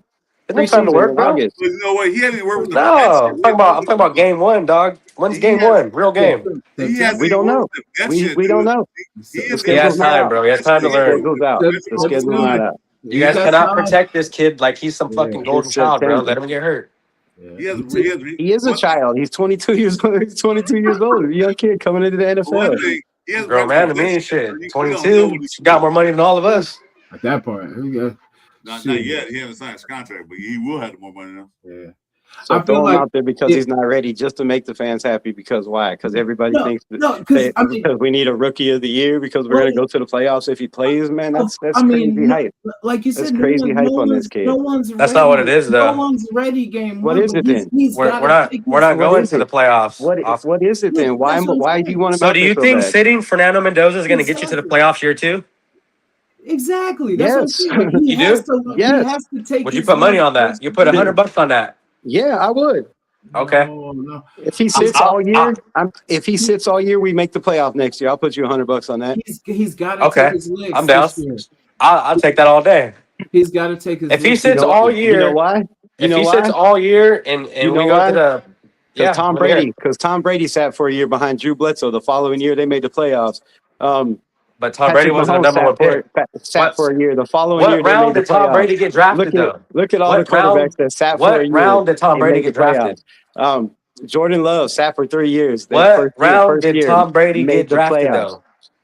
In the 6th Not- round, it doesn't but- matter what round. That's why he Doesn't sat, matter. bro. But That's why he Doesn't sat. matter. But Rebel, That's why he with sat. those they Sixth had a rounder, Hall- he sat for a reason. He didn't have a team in Indiana to win a national championship. They had a Hall of Famer though at quarterback though.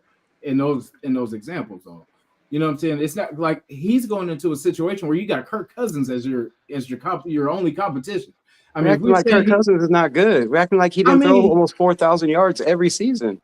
He's okay, but he's not like. There's a reason why he's not starting anywhere, You're bro. acting like he didn't take bad teams to the playoffs. That's old. Like, come on. Was it the team, Like No, it was a lot of it had to do with Kirk Cousins. bro?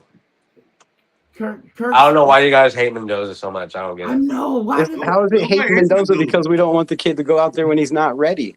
But no, He's ready, bro. That's not hate on Mendoza. He's in the NFL for a reason, bro. He's ready. He's gonna be ready. Yeah, he's in the NFL for a reason. Yeah. Because he was the only player worth picking at number one. Let me say this right quick, guys. There's other Why they players got out Kirk there. Cousins? There's wide receivers. Chewy, hold up. Everybody's talking to each other. It's hard to understand. But I'm gonna say one thing about that. Y'all talking about Kirk Cousins ready? Okay, I'm not Kirk Cousins, but Mendoza. How in the hell are you gonna say Mendoza's ready when he never even had a snap from the veterans from this new? That's fine, bro. Geno Smith was ready. And neither has Kirk Cousins. Hold on, Neither has Kirk Cousins. Damn it, let me finish. Damn it. He didn't throw to his number one receivers. He didn't throw to Brock Bowers. He did not. You don't know if he's ready or not until he takes his first snap, either in practice or OTAs. He's ready. He He's could a be. proud I'm bear. not saying he's not. He's But ready, boy. you telling can't- you. He's He's ready. He's ready. He's ready. He's Latino. He's Put him in. fucking ready. He's ready to go. You guys ready?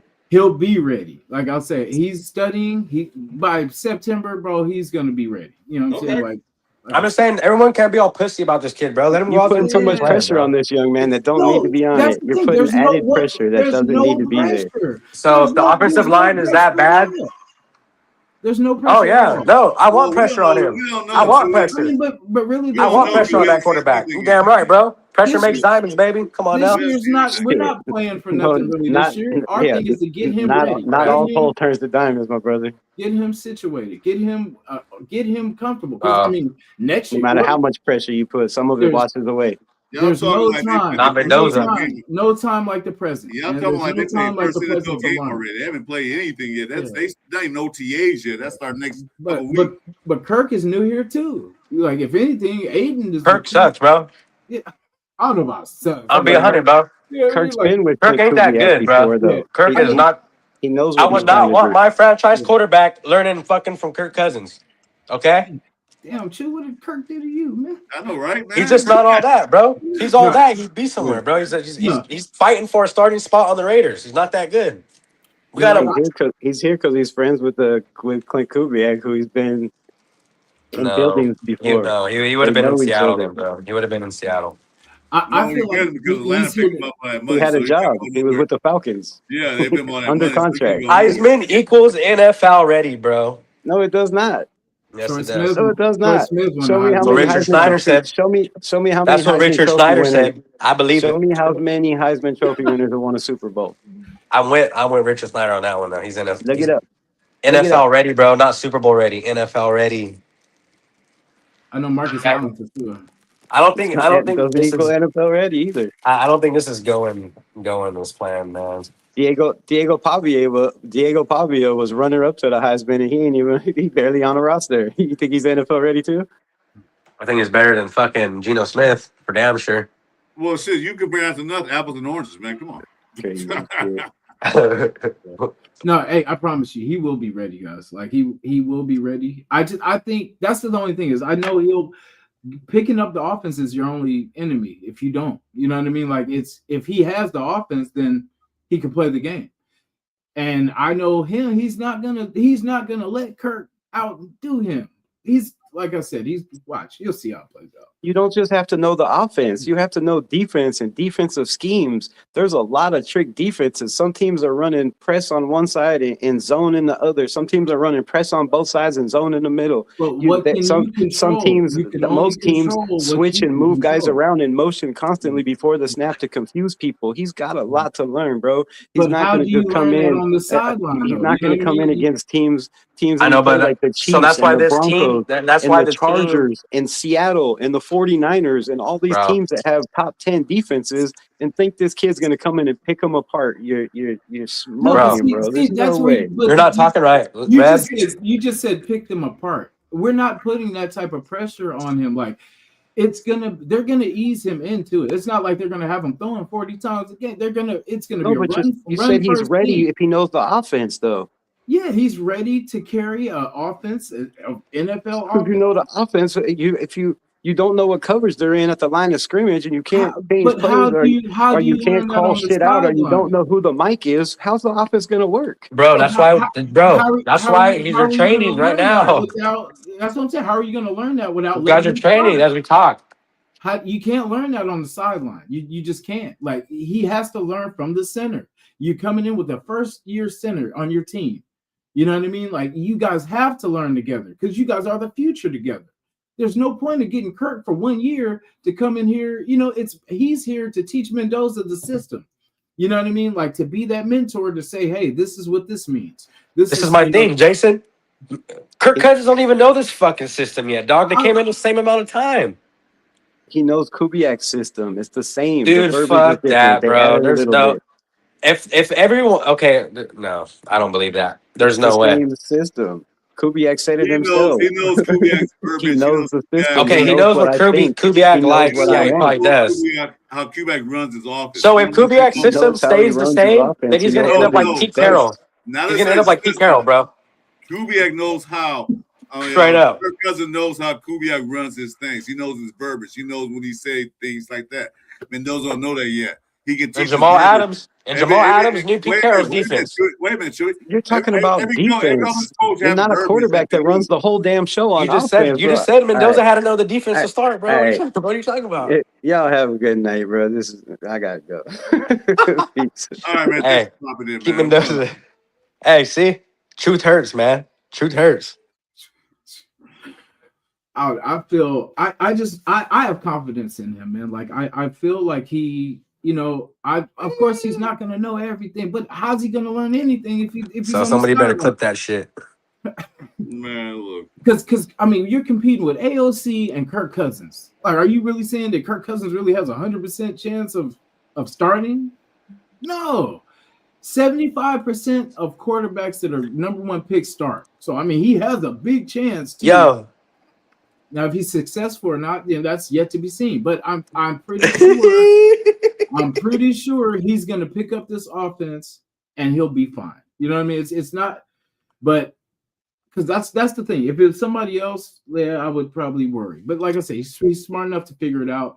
He's going to learn it. I mean, Kirk is. I think I feel a little better about Chuy than because I feel like since Derek Carr, I know he did not just fucking leave because of that. Let me see you have to go. I don't know. Why'd he leave? You see you have to go. Do you hear him say, I got to go? He said, I ain't got time for this. Look. You talking, man. Anybody says Hey, I don't know. Fuck, Mendoza makes people mad, I guess, bro. Yeah. I mean, I don't, because I've heard all the Mendoza like hate too. And it's crazy, man. Like, I don't know why the people. This is my thing, Jason. Yeah. I'm not going to say one thing, bro, and back out on that shit, bro. Like, I really think Mendoza is that good. Yeah. And all the shit that I post and talk about, bro, like, I really believe that shit. So when someone comes on here and starts talking all this Mendoza shit, that's cool. I mean, you don't got to like the guy, but why not start him? Yeah. That's what I'm trying to get to everyone. Like, if Kirk Cousins is that good, why isn't he on the fucking team starting? He's fighting for a starting position right now. He's not that good. Yeah. He's just a veteran who's been around, and he's. Sure, let me say something right quick, but don't interrupt me right quick. I'm gonna say this. All right, go ahead. The reason why Kirk Cousins wasn't started. He started in Minnesota and had some great years under Kubiak. Okay. He had okay years. Well, let me finish. But he wants more money. Minnesota wasn't going to give him a big contract, although he took him to the playoffs. He wasn't. Minnesota.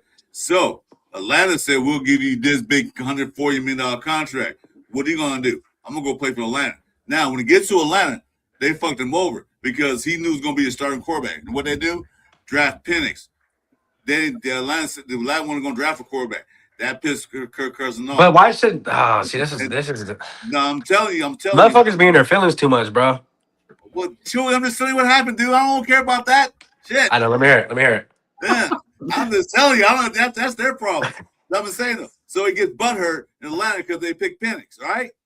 Yeah, and so he plays a few games, do well, then he gets hurt. The Penix come in there and sinks the bed up, so he has to go back in there. Then Atlanta said they wasn't going to honor his contract again. They were going to waive him. So where does he go? He finds out that Kubiak's going to be in L.A. I mean, L.A. in Vegas. He goes over. He comes over here. Not saying he's going to be the franchise quarterback moving forward. No, I don't expect him to be.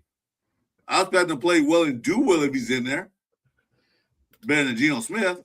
I agree with that. If he doesn't, then put Ben Nelson in. Yeah, I'm good with that. Okay. I'm saying I don't know why a lot of people get so mad about it though. Because Julie, last time we drafted a quarterback high up in the draft. Bro, that shit didn't come out of our pocket, bro. Who cares a fuck? Doesn't matter. But look what happened to quarterbacks we drafted in the past. All but Carr. And he can get us to the promised land. Connor Cook. After that, we took a old quarterbacks that passed their prime to try to rekindle their prime here at the Raiders. Well, we're talking Heisman winner though, bro. And the Raider Nation is sick of it. I know I speak myself, but I sure a lot of majority of Raiders is sick of it. So he finally drafted the quarterback. But you don't want to ruin him too early in his career because he's with us 5 years at least. So let's use him. And if he's not that's what I'm saying. There's no need to wait. But what pressure is ruining? Look, bro, if Tom Brady, Chris, if Tom Brady was our starting quarterback, if Patrick Mahomes was our starting quarterback, if guys like that were our starting quarterback, then cool. You know what I mean? Let the motherfucker sit. But we didn't draft him. You know what I mean? Like, if we have those guys, we'll need to draft a quarterback. Bro, I think he's going to be able to play better than Cousins, bro. But if we have those guys, we'll need to draft a quarterback. And if he's better than Cousins, he needs to start no matter what. I agree. What if Cousins stinks it up?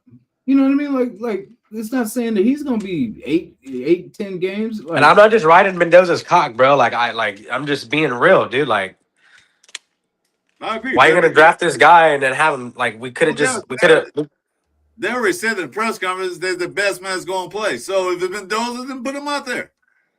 The only thing Tom Brady says he don't like quarterbacks in their first year going out there. That's what he says, and everybody's taking all out of context. Yeah, fuck Tom Brady when he says, bro. I don't believe that shit. Honestly. Because if he's the better man on that field, he should be playing no matter what. If he's better than that veteran. And they said okay, check this out. You got fucking Jacoby Brissett, and then you got Mendoza. Just because Jacoby Brissett's a vet, you're gonna play Jacoby Brissett? No. So what the fuck, bro? Like what? See, taking all our contests. I'm not. They're saying he don't like quarterback starters first year. He said he don't like that. That's what he said. Mendoza, even at the fucking press conference, I know you watched it. Even they said the best quarterback is going to start. We don't know what the offensive line will look like next year. We have no idea what's anything. We have Mendoza didn't even take snaps from the bench yet. He didn't throw to Brock Bowers. He didn't throw Brock Bowers like one ball in regular practice because they can't practice him yet till the OTA start. So we don't know how offensive line is going to play. We don't know how the running game is going to go. We don't know how anything's going to go yet until they get on the field. But Mendoza with the first team. Let him see how you work with the first team. Yeah, I'm good with that. Like I said, in the preseason, Mendoza should be out there more than Kirk Cousins because Kirk Cousins did the preseason. Put Kirk Cousins, Mendoza with the first unit in preseason. Not the second unit, the first unit. Yeah. No, I fuck with Reb, though. I mean, I was just pulling his tail a little bit, but I didn't mean from the lead and shit. Yeah, like I could see it go both ways, but I would like Mendoza just because the thing is when they say you don't want to rush him in, there is no rush. There's no rush. It's just get him in so he can learn. It's not about everybody else. This is the thing too, guys, is we just spent the bag on our center, and he's one of the top dogs. We know JPJ, if he's fully committed at guard, bro, he could really do some damage. Okay, you got these other guys. You just got Trey Zoom that they like. To me, I didn't agree with that pick, but now you know what I mean. It is what it is. So like they're investing behind Mendoza. It might not be, you know what I mean, like for a second round offensive lineman, but they've acquired enough linemen, and I feel like the rookies from last year will be able to hold the line sustainably, bro, for Mendoza. We don't need the top. Like, if you have a smart quarterback, bro, you know what I mean? You got to have a good line, but, I mean, we don't need fucking 5 Trent Williams out there, you know what I mean? You don't need all that. And the running game is going to be more creative than that chicken shit from last year. You know what I mean? Like, it's going to... Yeah, I mean, bro, we got Himby, bro. We got, like, you know what I mean? We still got some guys. I admit, though, this rated roster, what Spike Tech is building, looks a lot better than we had in the past few years. Because, like I said, we're not going to a used car lot to get guys. We're going to the brand new car lot. I want this car. We're getting guys. We're getting guys that fit the system that Q-Back's going to run. You know, the last year, I don't know what that cluster fuck was, but like I said, I was trying to explain to Jason. You're talking about the offensive line. The offensive line was shit, even though Cole Miller and JPJ was in there. It still was shit. And they were shit even after because we got a backup. Now we got guys in there. They got backups. They got a lot of they brought a lot of offensive line guys in this year, and they're gonna compete for that rotation period. I'm glad because Cole Miller will be out by week 10. We didn't have it last year. We signed Copper. Ooh, the worst offensive lineman in history. Forsyth. We had Parham on the team at the time. We had guys that suck. Like I said, I was watching a game where Parham is standing not blocking anybody. I said, damn, put a body on somebody. Just don't stand there. You're just standing like, dude, what do I do? Where do I go? So we'll see. We'll see. We're arguing about something that we don't know yet until we see them in OTAs and in the preseason. We don't know shit now. We speculate. No, I know. No, it's fine.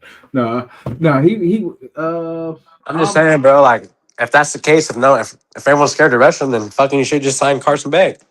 That part. Carson Beck has a lot of starts in college, bro. If you want to develop somebody. Yeah, he's been in college 6 years. Yeah, you should have a lot of starts. You know what I mean? Like, dude, like I just don't get it. Like, motherfucker, he just won the Heisman. He's not That's what I'm saying. Everyone's scared, I think, because he's not like the shiniest tool. Yeah, he's new, but like he's not the Patrick Mahomes kind of guy. You know what I mean? He's that boring fucking Eli Manning fucking. You know what I mean? He's boring, bro. That's just what it is. I would take Bourne if we win fucking games with him. Okay. I'm down. I'm with that. He's a gamer. He's not gonna wow you with all Well, the. But well, he did good. He was at that school up north, that Cal Berkeley, wherever that is. He was playing up there, and they weren't that good. But yeah, he managed to. No, they wasn't that good. He managed to win some games with those guys. He had an all-star. Even Indiana, they had no 4-star recruits on Indiana. Come on, dude. I couldn't even argue. I was like, hey. But that's all I had. How many rushing yards did Hemi get last year? Yeah. Oh no, but they had what's his name? He had Jay Knott before he went to Hemi had 1,000 yards last year. Both of them had 1,000 yards. Hemi did? Hemi and Black had 1,000 yards each. You know who did that too? What? Oh my god, that's what I'm saying, bro.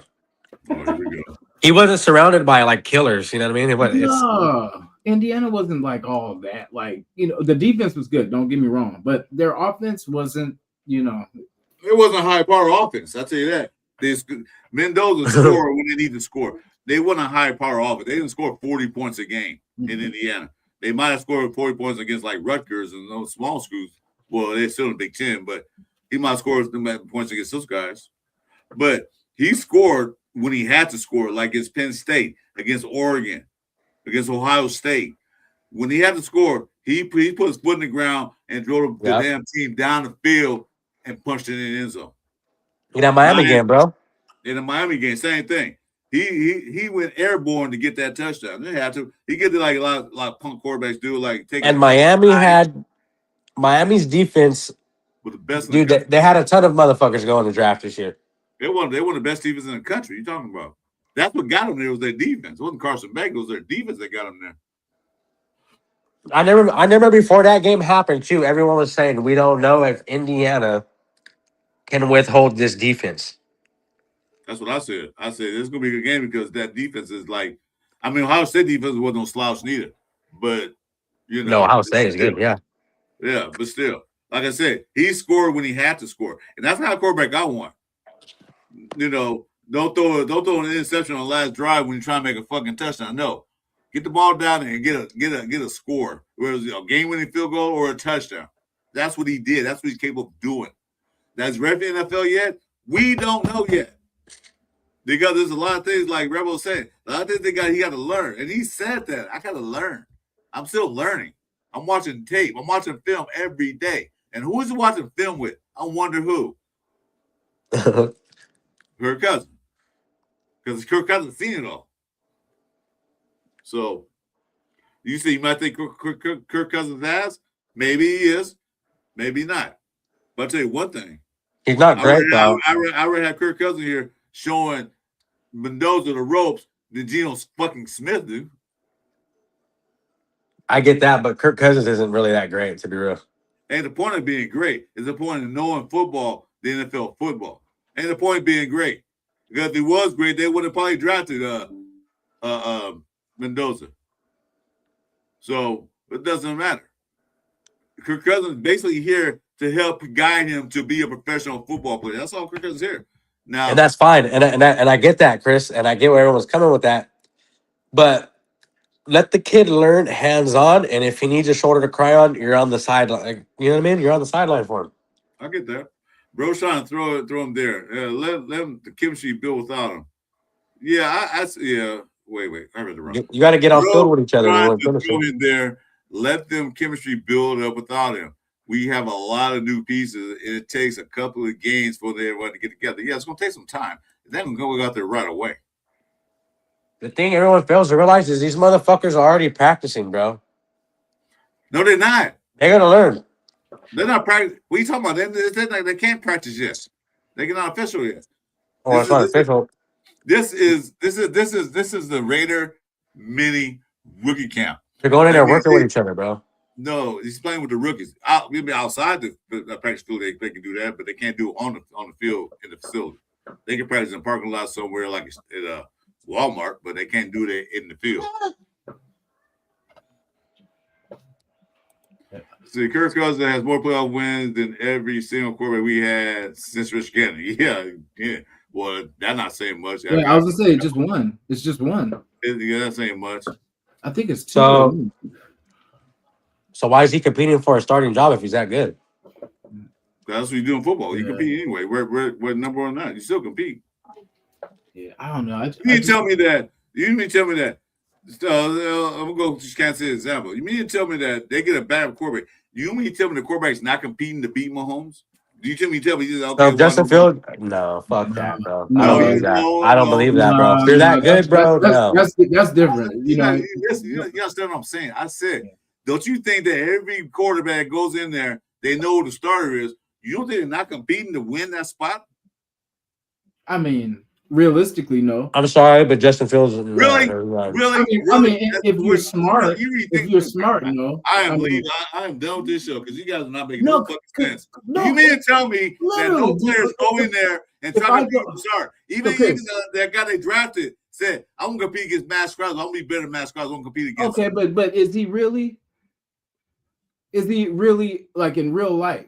He's just waiting for Matt Crosby to leave so he That's can what get I'm his saying. job. Are back. you serious? I could say anything, but Are you seriously? is it real? Like that's the thing. Somebody tell me if the Raiders decided, hey, Jason, come here, we're gonna sign you to be a D-back.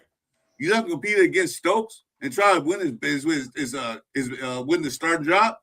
I mean, Stokes, yeah, he's not that good. No. Answer the fucking question. I was about to say. I mean, Stokes is a bad example because I'll come take his shit because I ain't. No, if we're talking like Jalen Ramsey. There you go. You don't go in and try to take Stokes' starting job. But Mahomes is a different. You know, we. Hey, bro, can you come in here and compete? It doesn't matter. Like, It doesn't matter who you are. Anybody coming to the team, they're gonna try to. Okay, he's the best. I want to be him to be the best. Yeah, They know you don't go in there and say, "Well, I know he's the best. So I'm gonna sit sideline and be second best." No, Okay. hell no. I just don't get where Reb's coming from because, like, a week ago, he was just glazing this dude. I don't fucking get it. You guys not making no sense, Jason. You're No, not making no sense, dude. How does that not make sense? If I go and if I'm competing against anybody What up, else Jack? but a Mahomes, I mean, I'm competing against him too.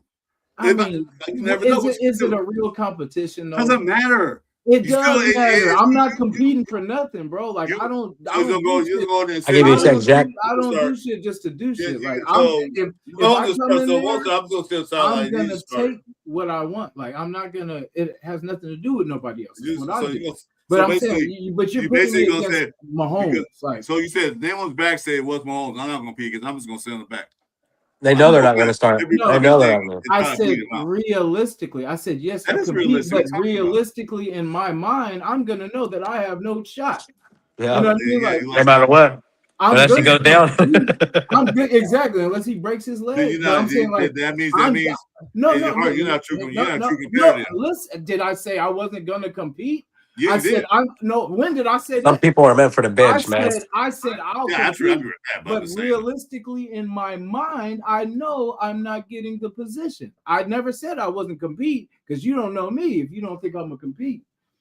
You know what I mean? Like I'm saying, I'm not. So if you go in there, you're gonna beat him out, Chris. That's what I you're just gonna saying. be I'm sure I'm trying my ass off too. Okay, but what are you trying for? You're not gonna beat him. You don't even. You don't know. You don't know that. You don't know. At that point, you're just there to learn, though. You just said you're not gonna beat him out. So I mean, basically, I didn't say that. I didn't say that. You said. No, I said, are you going to beat him out? You said no. But I'm going to. I said the same thing I said, but I know probably not. I'm not going to start competing against him.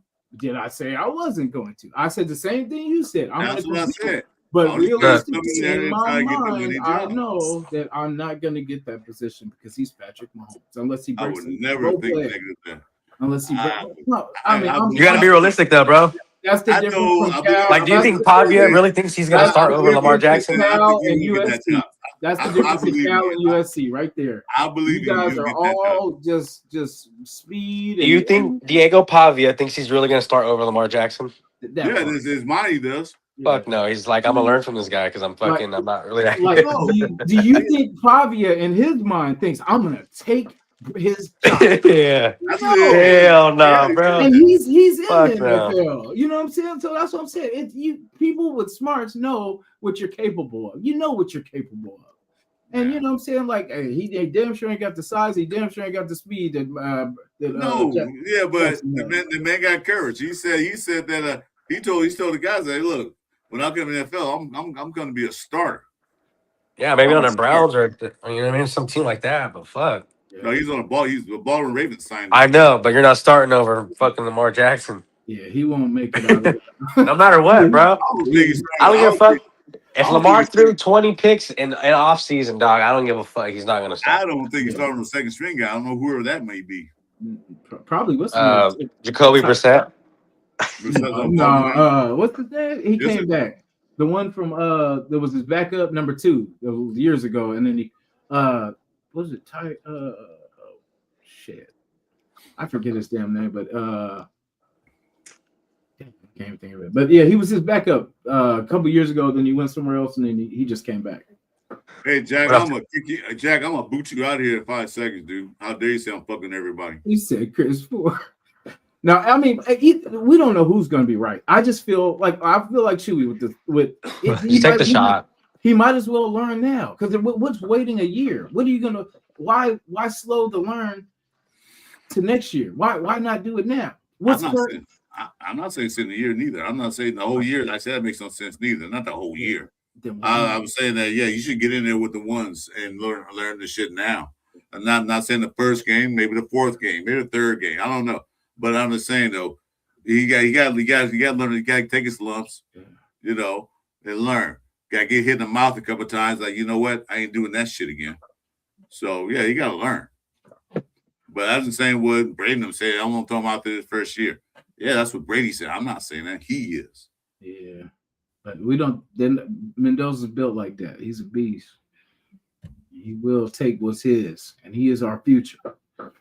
Kirk is not. I'm sorry, but Kirk. You know, I feel like Kirk's a good backup because, like I said, if something happens to Mendoza, then he can pretty much carry the. You know, pick up the pieces pretty much. Just saying, like, if we're not gonna win shit anyway, just start him, bro. I mean, exactly. That's what I'm saying. If there's no pressure anyway, why don't we just? I'm saying, like, no one's really tripping. Yeah, we know damn well we ain't going to the playoffs this year. We all know that. Like, and if you don't, I'm sorry, but we're not, and we're just because this team, like Chris was saying, great point he made is that this team is all gelling together. They're all just getting here. This is a damn near new team except for Max and the kickers. And a few other players, And the punter. No, even the kicker's new, dog. We got Tokyo Toe. Tokyo Toe. Yeah, so it's like everybody's learning. So why stop his growth and because it's not like, okay, we're starting Kirk to get to the playoffs. You know what I mean? No, that's not. We're not in that Pete Carroll win now mode. Yeah, we're not in that mode. So that's why we need to do it different because we should want to win now. Well, they want to win now, Chuy, but they're not that win now. Not that win now more people. I'm big on my veterans. I'm not gonna play any rookies. That's not what I'm talking about. And this is what we complained about last year. Everything we complained about last year, they're doing. We complained about a quarterback. We got a quarterback. We complained about a center. We got a center. So, okay, fuck it then. Sit the fucking center too. How about that? It's called building. You know about building, right? You gotta build a foundation first, dude. I got fine. Let Matt Gay kick. Forget it. Let Matt Gay kick. Fuck it, dog. Sit the center. Sit, bro. No, we just playing, Chris. It's all good. Nah, but this is what I'm getting at. Like, if you're gonna sit Mendoza, then just sit the center and let them learn together on the bench. Fuck it. Well, you gonna put Lindemann on the bench? Well, that's what I'm saying. We're gonna put Mendoza on the bench. That's what I'm saying. Over Kirk Cousins. Over AOC.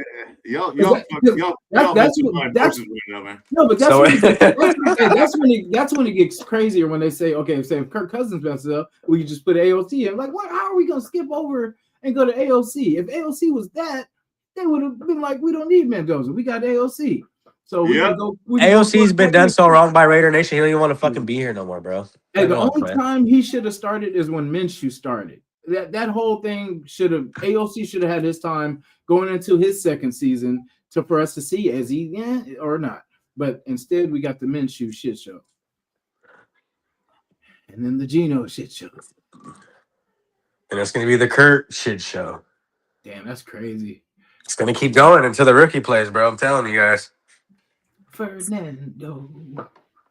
And then this is the thing we complained about last year, too. How many of these old, washed-up-ass quarterbacks are we going to get? And then we signed Cousins. Everyone's fucking riding his jock, bro. I don't get it. And no, the only reason people like Kirk, I mean, I don't get me wrong, I don't dislike Geno Kirk, Smith was great, though. And Gardner Minshew did good on the Colts. No, and now look at us. No, 1.3 million. That's why Kirk is here. It's 1.3 million. That's why he's here this year. Well, it's 10 million. It's 10 million. Total 10 million. Next year.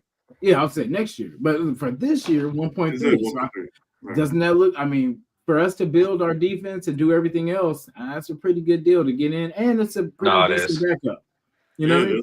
Pretty decent. No, that's what I'm saying, bro. I don't know. No, but I say backup, a pretty decent backup. Yeah, he's like an AOC. Pretty much. I don't mind AOC as a backup, to be real. As our third, why not? AOC might do good in a QBX system because he's better. He's better than Pickett. Yeah. Well, he had bigger hands at least. That's messed up, Chris. Come on, he can't. It's true. That messed up. It's true. He can't change the size. He had the whopper hands. Hey, he tried to pull his. Hey, you wear the gloves. That was a knock getting drafted. His hands were small to grip the ball. That's why he has so many fumbles. He wore those gloves to make him look longer.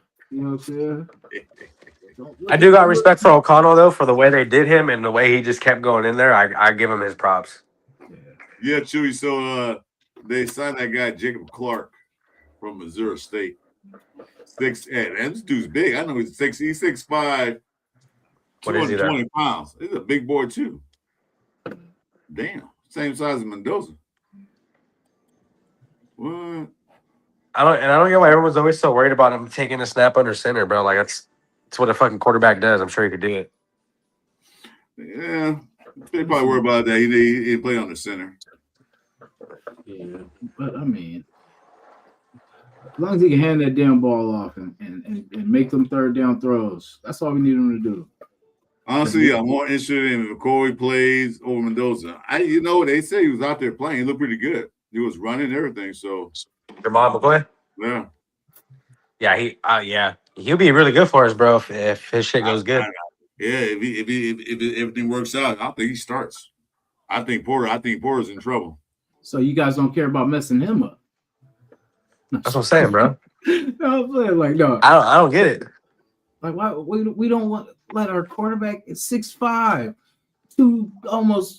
think it's like 230. What do you mean I worry about him? Okay, well, I don't think cornerbacks get hit. They give out hits. Quarterbacks still get. Okay, first of all, DBs are the most abused of the defensive positions. You know what I mean? Because wide receivers are hard. You know what I mean? You don't know what the hell wide receivers. Well, that's fine. We understand the different positions, but I'm talking about they don't get hit by 300-pound guys. Quarterbacks do. So yeah, but I mean, you gotta because he can't run from it forever. Next year, you're gonna have to see the same, And it's better for him to get the game speed now. Like, get by 300 guys. I just feel like when can you plug Kirk or when can you pull Kirk? Say he starts out hot, like 3-1 or something like, They wouldn't. Then it's gonna be like, oh shit, we can't stop him from, and then say if he loses. I don't know. We're all talking hypotheticals and all this stuff too, but like I said, he's gonna start. That's what it is. He's a Cal kid, went to Indiana, won the national championship. That's a start. But I think Mendoza taking a snap under center is the least of his fucking worries. Like I'm sure, like dude. How long has he been playing quarterback? You're telling me he's never took a fucking snap under center? No, we took most of the snaps on the shotgun, so. That's fine. He's 6'6", bro. He could in shotgun. He could see everything.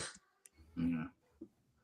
Motherfucker, 6'6". Yeah, like Jack said earlier, you know what? It doesn't matter because a lot of college quarterbacks play 90% on the shotgun. So it's not he's not like the only. We need boy Carson Beck played more shotgun and all that stuff. So it's not like he's the only one that did it.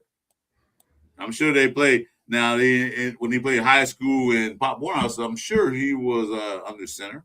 So it won't be the first time playing under center. He just don't play that much under center in college last few years. Yeah. But that's the only thing he's working on. He's working on getting the timing right and everything.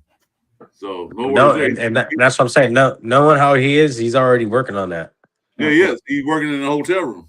Yeah, that's what I'm saying. That's how I know he's going to start. Because like I said, every opportunity he's taken. You know what I mean? Like, he's not going to give up. You guys are going to see that we got a dog. Good. And like I said, it won't be like a told you so moment because I'm going to just be happy that we're winning. Oh, yeah. You Oh, no. Oh, no. Everyone who said trade back, I'm on your neck, boy. All that trade back shit, I'm on everybody's neck. You said, watch. I'm banking on Mendoza this year. I know. I want him to do well, man, because if he does well, we do well. You know what I'm saying? That's what and we can't hide from it. We got to see it. You know what I mean? All I'm saying is, bro, whoever voted for that trade back shit, you're getting an at in my fucking YouTube video, bro. Oh, I know a few guys, but I ain't gonna. I'm on next, baby. I can't wait till his first rushing touchdown. I just can't wait to see it. Who's us? Who? Mendoza. Mr. Mendoza. Mr. Mendoza. Mendoza. That guy over there. It's Mendoza, baby. Yeah, everything's coming together though. Like I said, it's not just him. It's just everything's coming together at the right time, and he will be fine. That's what I'm saying. It's not like Cousins has been here the last 4 years or 2 years. Like, these guys are both coming in same. You know what I mean? Yeah. Don't get me wrong. I like Kirk as a person. Like I like what he's been, kind of saying, like when he came and stuff like that. I like that he's not really just saying that he's this automatic starter, because I thought that's what he was going to come in pretty much trying to, cement himself. But he's saying like, and I'm pretty sure that was explained to him, because I don't think so with the situation. This is why I say Mendoza starts too. With the situations like you guys brought up with Seattle and the Vikings, he pretty much came from situations where they drafted a kid to replace him. So, Kirk Cousins. No, he go. He went to. He started RG3 in Washington, then he went to Minnesota. Oh yeah, but I'm talking about like his last couple gigs. Like he came to Seattle because they drafted what's his name? McCarthy. He's just there just in case, bro. If You said Minnesota. You keep saying Seattle. It's Minnesota. No, but Minnesota. No, I said he came from he went to Seattle because they drafted McCarthy at Minnesota. He went to Seattle. Oh, Sam Darnold. I'm sorry. He's talking about Sam Darnold. Yeah. No, yeah. that's not Kirk Cousins. Kirk Cousins went to Seattle. What are you talking about? I mean, that's Seattle. From Minnesota to Atlanta. The Falcons. Because they drafted McCarthy, and then when he went to Atlanta, they drafted fuck that trade back shit, bro. When Mendoza's bombing that shit, you're gonna be eating your words, buddy. So why would Kirk go to another opportunity that he knows we have a new quarterback that's going to basically be the quarterback next year, guaranteed next year? Because they already told what they're going to do. They already said they don't. No.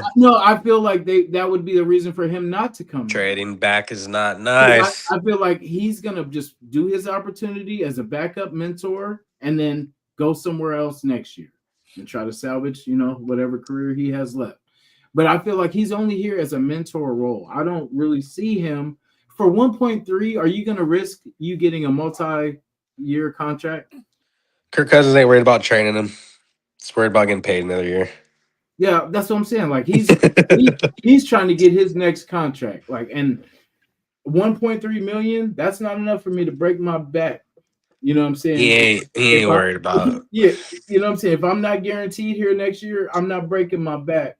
But if I have an opportunity, because I mean, what opportunity are you going to have here the first year? You know what I mean? Because Lou, are you going to Bakersfield, man? Because I don't know. What up, Lou? You going to Bakersfield, Lou? I'm on the tag. I can't wait to meet you up to see you. The lunatic Raider is in the building. I get that. But like I said, here's the situation. So 1.3 now, he'll get the rest of $10 million next year. Now, if they don't, if Are we they gonna have pay that, him to back wait a up minute, Mendoza next year? hold Let's just on. make it easy and get him injured. Fuck it. Hold on a minute. I'm gonna tell you something. Listen very carefully. Now, after March 5th, if the Raiders don't keep him on the roster, they have to pay him $60 million. No, you think that's gonna happen? Oh, I'm cutting his No. ass. That's what I'm saying. There's no point of having of even Hell to have, no. there's Fuck no point that. even Get the hell out of teetering here. because our cheap ass Raiders aren't going for that. Unless- If you know this unless- franchise like we do, Only they're not- way they'll do that is Kirk Cousins is playing the whole year. We get to the playoffs, get to almost to the Super Bowl. Yeah, they might, but I doubt it. now that's that pressure. That's what I say. We start with this shit again.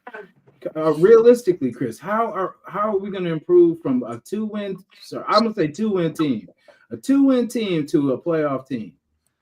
It With happens. what? No, yeah, it happens to teams that with miracles. But The only way that happens is if you They do fucking the start right- Mendoza. that are smart franchises. We haven't been that, and we Well, I understand. But like I said, though, we don't know what's going to happen this year because everything is new. But see, that's the people that want Kirk Cousins to start. Is the ones that want to just go.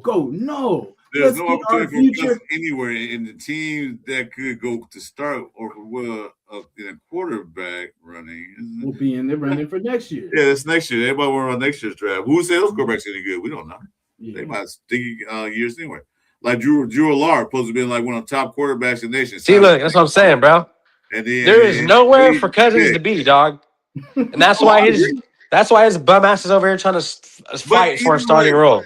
He's trying to fight for a starting role against a rookie who hasn't even proved himself. So how good is this guy really? You guys trust Kirk Cousins training your quarterback? As much you hate Cousins, who else would you have here? What other Man. quarterback would you assign in the free agent market? It wasn't really Look, that Chris, much. what I'm saying, we were all crying last year. Quit signing these fucking retiring ass quarterbacks, and we keep doing it, thinking it's gonna change. It's not gonna change, bro. It's not. Well, we drafted him. Well, we signed him because we knew we were drafting.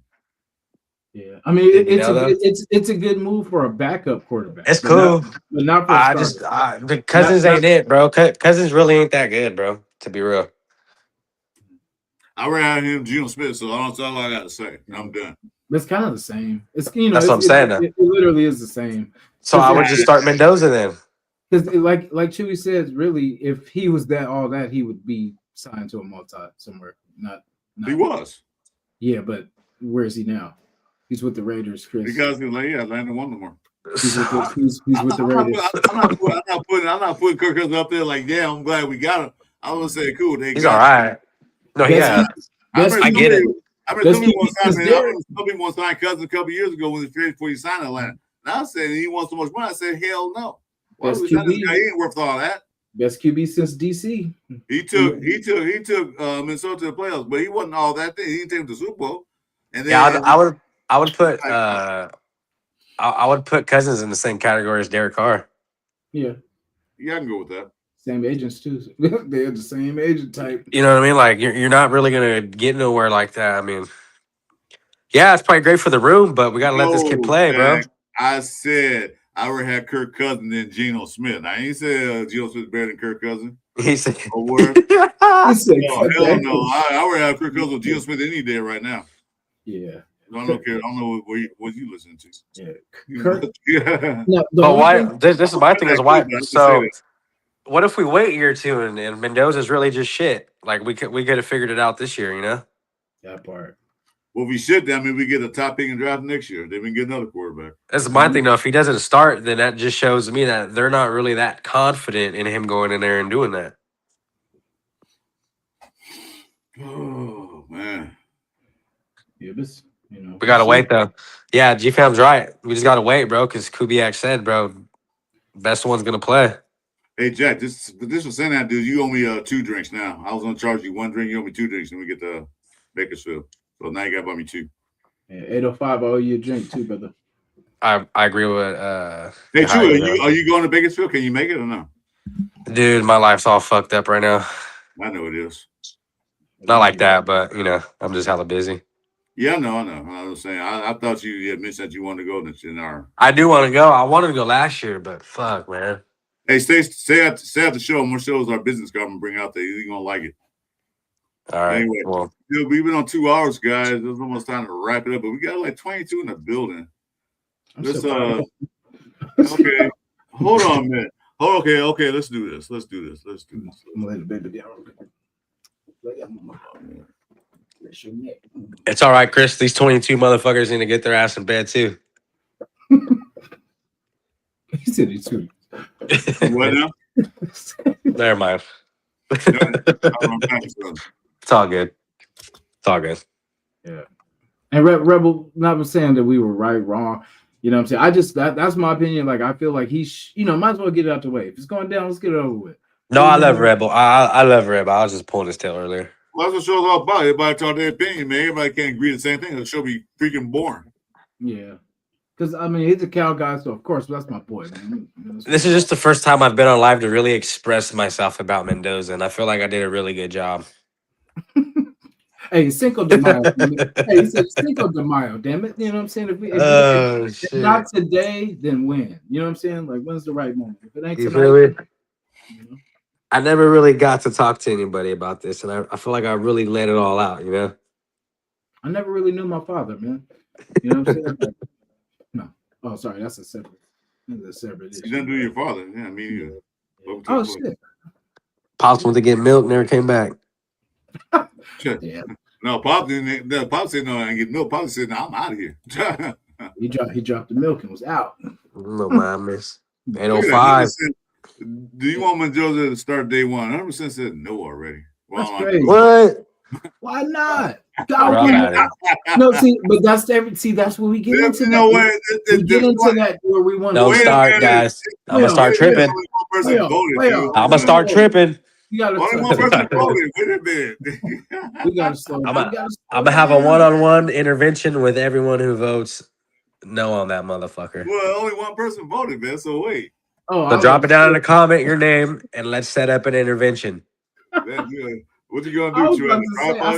I was like 0% is crazy because, like, you know, I mean, I don't know. I just feel like if Matthew Stafford was in the room, then it'd be a different story. It'd be like, yeah, we started Stafford, or you know, Aaron back when it was Aaron, but Aaron Rodgers, like, yeah, Aaron's probably gonna start over, you know. But with Kirk Cousins, Kirk Cousins is kind of like, yeah, I can see it going both ways. Fucking Rich is cooking. But you know, I can see it going. You know, but it depends. Like, and those are differences when we talk about the Favre and Aaron Rodgers. I mean, Favre was what's up, G-Fan? I ain't seen here. What's up, G-Fan? Favre was a Hall of Famer. Let's see if we can pop in because these brothers are tripping on the show. We should be eating tacos and nah, it's just that's how fired up I get about this shit, man. Everyone claims Raiders. No, you guys don't fuck. You guys ain't real Raider fans, man. St. Mendoza, what kind of bullshit is that? Yeah. You're fucking crazy. You guys are fucking crazy, man. Sit Mendoza t-shirt. But you're gonna start Jimmy G. You're gonna start Gardner Minshew. You're gonna start Geno Smith. No, but Minshew gives us the best chance to. Oh my God! No, Minshew gave us the best chance to win more games. Remember? Well, you know, AP didn't want to start Minshew. He was pissed off about that, but I don't know. I was too. So that's why I fucked with AP too, because he kept it real, bro. He didn't sugarcoat nothing. Yeah, I still feel like AP should have at least been like a defensive something, like a linebackers coach. You know, I feel like he shouldn't have been like just exiled and shit. You know, yeah, like man, what the fuck? You can vote. Everyone claims to be a real Raider. You can vote. You can vote, Richard. Just type in 1 for yes and 2 for no. Let me see. Please, bro. I already know. Rich is killing it. Rich is killing it tonight. Yeah, like I don't, because I mean it's football. Like at the end of the day, like I get the part about the blitzes and stuff like that, but I agree. I agree. That's the only thing I worry about too, is that he hasn't seen this stuff before. But I worry more about that when he gets to KC and their defensive coordinator. I mean, I know it's like my dad. My dad told me, my stepdad. He told me, you know, he said like this. They throw you in a body of water. They say either sink or swim. So there it is. That's what you got to do. Yeah. Throw you in there. Either do some or you don't. Yeah. So you got saying basically throw him in the water, see if he can swim. Yeah. Yeah, bro. Like that, you're getting paid millions of fucking dollars to do this shit. You know what I mean? Like Figure it out. there's You know? nah, that's why I don't get. He's not ready, dude. Fuck that not ready shit. You want him to get ready? Then go out there and throw him. You know what I mean? Let him go hunt, bro. He finds some food. He'll know what to do. I mean, When he gets creamed by fucking Miles Garrett, he'll wake up. You know. the OGs always said, "You stay ready, you ain't got to get ready." You know what I'm saying? Kirk Cousins is gonna get creamed, so why can't Fernando Mendoza get creamed? He's much younger, much Because more healthier. He probably drinks more milk than Kirk Cousins and everything. Kirk Cousins is an animal fodder to test out the offensive line. He's a fodder, so fathers, the bullet sponge. So offensive line ain't working. At least Kirk Cousins get hurt. See, that's fucked up.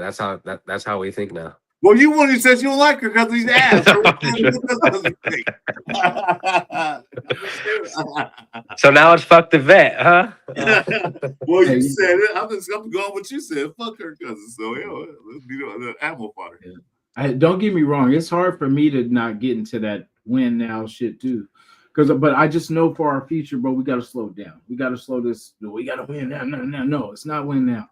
It's get our quarterbacks comfortable in this offense, and then from there, the next season will be easier for him. You know what I mean? It's like the more he does this, the better he'll be. That's why sitting him this year. What's the number to get the pick back? 805, dog. Just send me another giveaway item. We'll trade his ass back. Send me another Raider helmet. Breaking news. Los Angeles Raiders just traded Fernando Mendoza to the Dallas Cowboys for the second pick of next year's draft. That'd be crazy. I could see that. I could see Jerry doing some shit like that. What? We're gonna trade Mendoza for the second year next year? No, I was hoping that he would take Aiden O'Connell. I don't know why I thought Jerry liked Aiden O'Connell, but he didn't. No, if Aiden O'Connell go anywhere, he's going to New England. He's gonna be with his boy. McDermott. Because you know what? Because McDowell might be the next head coach in New England. The way things going, homeboy, and them around the reporters. Shit, what are they talking? Yeah, that's crazy. That's why they wasn't winning Super Bowls. He was too busy up there doing little extras. He's been tapping that girl for 6 years now. Oh fuck, bro! He's been tapping that for 6 years. That's why at least that we know. They couldn't get that line off Drake May's ass. Yeah, because he was too busy on that name. All right. Oh. Hey, Stuart. Hey, Stuart. I said, the show. I got to show the cards I made for a thing for a Baker show. So sad the show. Could have our dog back on here too, man. Yeah, well, I'm gonna cut out of here, man. It's been 2 hours. You guys gave me a headache. My bad. Nah, I got no headache. I just hope he starts and then that way we were right. You know what I'm saying? At the end of the day, aren't you? I just hope he starts and then that way we were right. Well, Chuy and Richards is the same boat. Mendoza should start. He should. All in favor? Well, he will eventually. It might not be game one, but he eventually will start. Yeah. Might not be game one, but Yeah. We'll see how it goes. Well, we got to see this. First, they got to go on OTAs.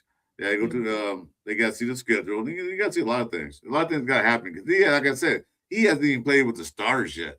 I mean, not the guys from last year, the vets. He hasn't threw a ball to Brock Bowers yet. He hasn't threw a ball to none of the guys. He hasn't handed it off to Genty yet on practice field. Now, outside the field, outside there, maybe I don't know if you have or not. So, quick question.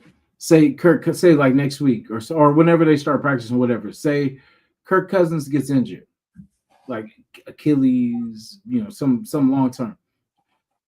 Do they bring in another quarterback, or do they just say, you know what, we're just rolling with Mendoza and AOC?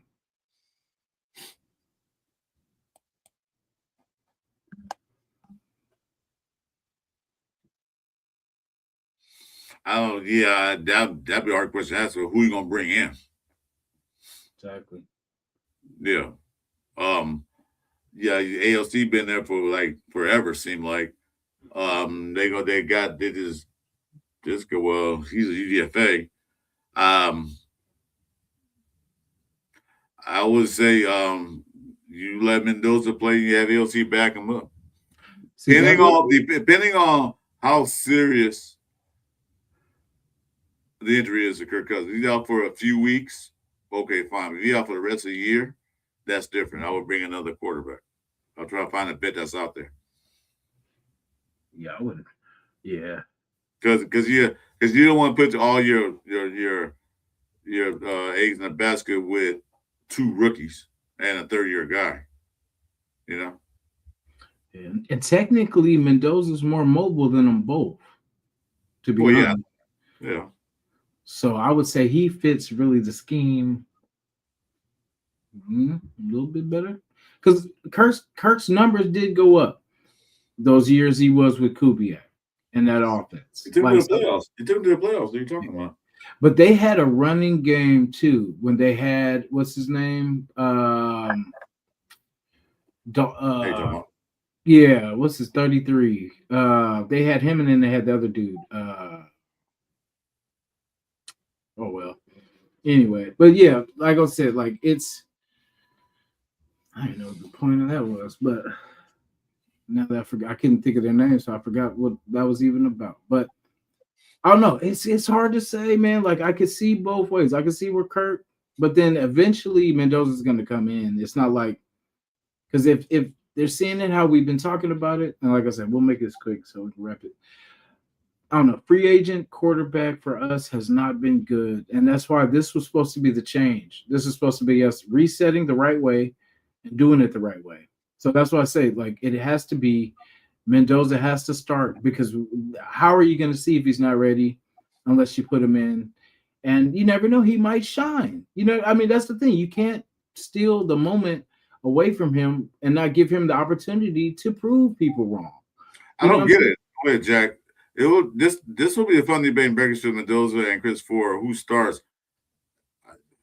Okay, I don't get it. I'm not against Mendoza starting right away, and whatever. It's like my thing is this: I don't know nothing yet until I see what's on the field and eating OTAs and practicing not spring training, but preseason.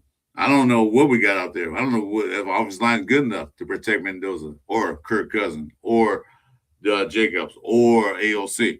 I don't know if they can open holes up for Wright, Genty, and hopefully Hemby. I don't know none of that. We haven't seen anything yet. Although we got one of the best centers in the league, don't mean anything. We got JPJ, don't mean anything. Cole Miller, don't mean anything. We got some guys. I haven't seen anything yet to make that determination who's a starter now until I see what's going on in preseason and OTAs. You know, all this talking is all about us on paper.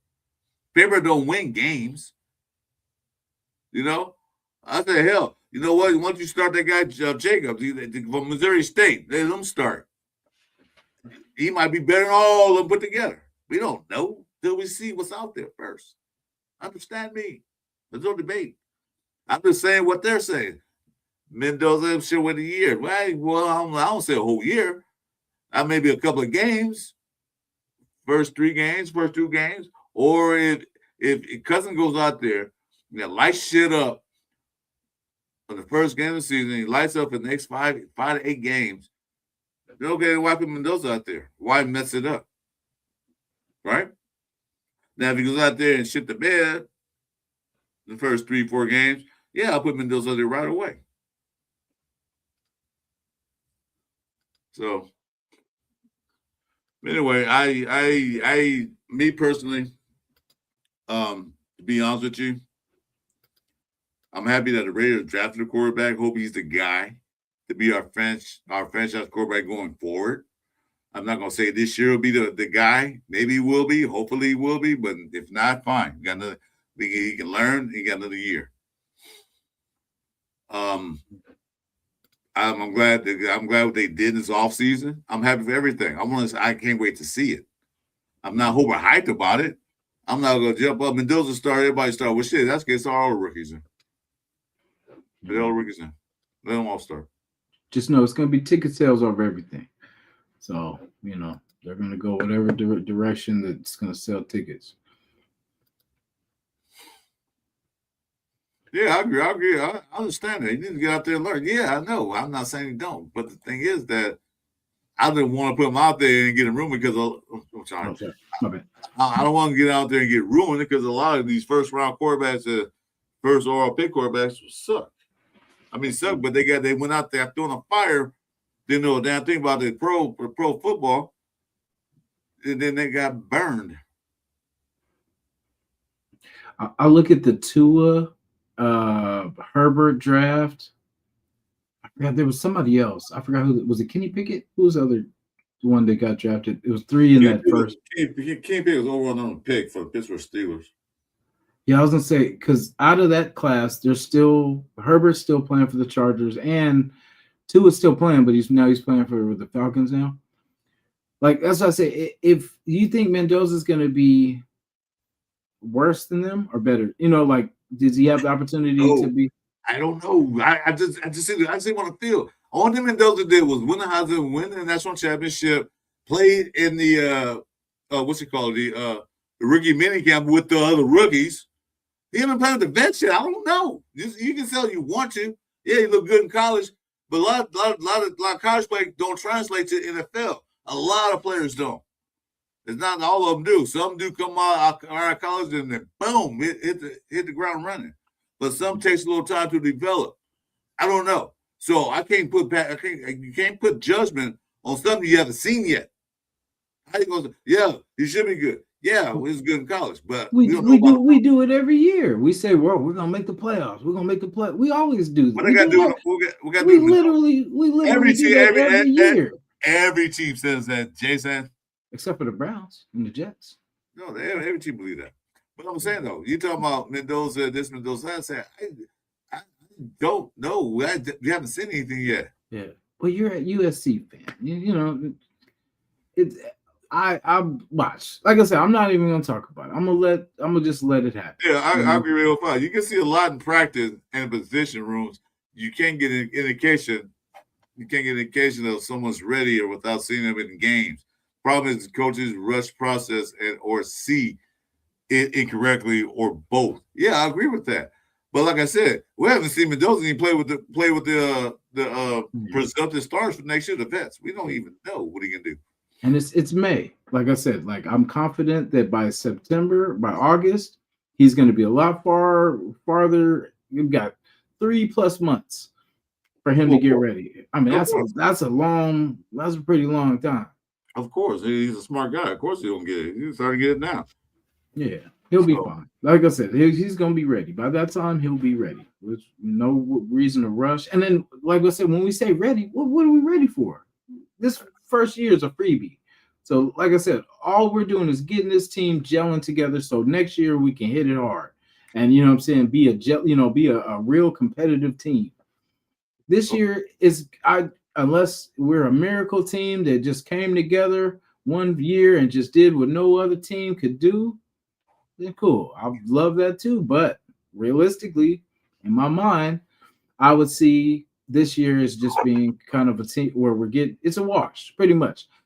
You know what I mean? It's him getting because Kubiak doesn't even know who he wants on this team going forward. So this year he's already made his, cuts, but we're going to know who he wants on this roster after the year is done. He's going to know who's bums and who's not. He gonna learn that doing OTAs. You gonna see. Yeah, but games are going to play out, and you're going to see, oh, this guy's not him. Okay. Next year we're going to have to get somebody to replace this guy. And that's why I drafted a lot of rotational pieces and backups, because I say, if you can't cut, this other guy will. That's why I did that. The Raiders haven't done that. They didn't do anything for offensive line last year. Yeah. They did somewhat on the defense. Not much. But this year they went all out and went and got guys that said, you know what? Spot saw the deficiency what we had. So yeah, we're gonna get some guys in here. And they all gonna beat. Anyway, Jack, so you said that he's bringing what now? 2 bottles of Jameson. I know you love whiskey. Now I don't like Jameson, but I'm in the same hotel you guys are in. So like I said, we'll see. I'm a Jack Daniel man, but I haven't been drinking whiskey in a while. I mean, a long time. So we'll see. But anyway, so that was a tyrant. This is a tyrant show. I love it. we'll need most of the preseason to really know how Mendoza transitions to NFL. Exactly. And that's what I said, AO5. I know preseason, they're going to put them out there, of course. Everybody's going to go out there. That's who left on the team. I'm just wondering if they're going to run with the ones or the twos. I say run with the ones because Kirk Cousins really don't need preseason. He maybe go out there for a couple of plays here and there. But I say Mendoza should run with the ones on the first go, so he can get a custom feel. If he's going to start, he got to run with the ones. Okay, am I right or wrong?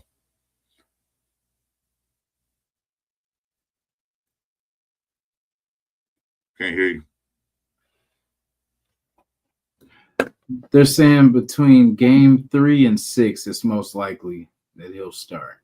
I can go for that. It don't matter. It don't matter when he's. He can start the second half of the first game of the season. That's fine, whatever.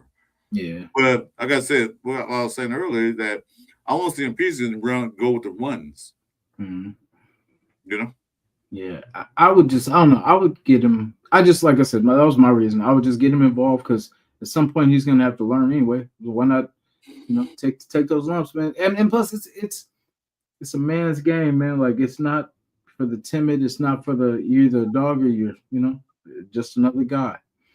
So that's why I said we need to know, and we can't. Like, he's literally the number one pick. So I mean, he is the number one pick. Like, when I say he should start, I don't have him starting just because I think he's going to make the playoffs or he's going to, not for that reason, just so he gets in there. Like I said, we have a new center. We have a new offense. We got new everything. Why would he not learn with all these guys that are learning the same new system, the same, you know what I mean? Like, I don't know. I'm going to let him do his thing and get his opportunity to prove what he is, because we'll never see it if we don't put him out there. Mendoza should play long in preseason. Yeah, he should play as much as he can. Yeah. So anyway, well, it's 2.5 hours. Yeah. I liked off some more. I'll tell you what, I had a pull-up show Friday. I don't know if I'm gonna do one this Friday or not, but okay. I think I'll do a pull-up show if you guys come on in, jump on in the channel. So it's a pull-up. I might do on Friday. I don't know. We'll see how this work out. We'll see.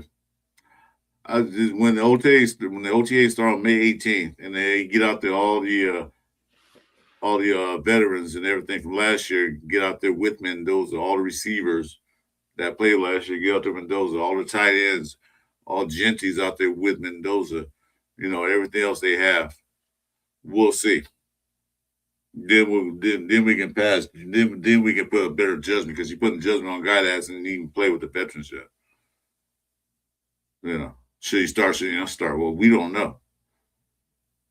You want to start because you don't want to pick? Fine. Use that philosophy. No, I mean, it's the point that he's going to be our future. So why not make him our future now? Like, what is 1 year or 3 games? What is 3 to 6 games gonna really? Besides him, like, I get it. Like, the defense is what I worry about too. It's like him knowing the defense, but even the defense. Everybody talking about those, but you gotta realize defense is gonna be new too.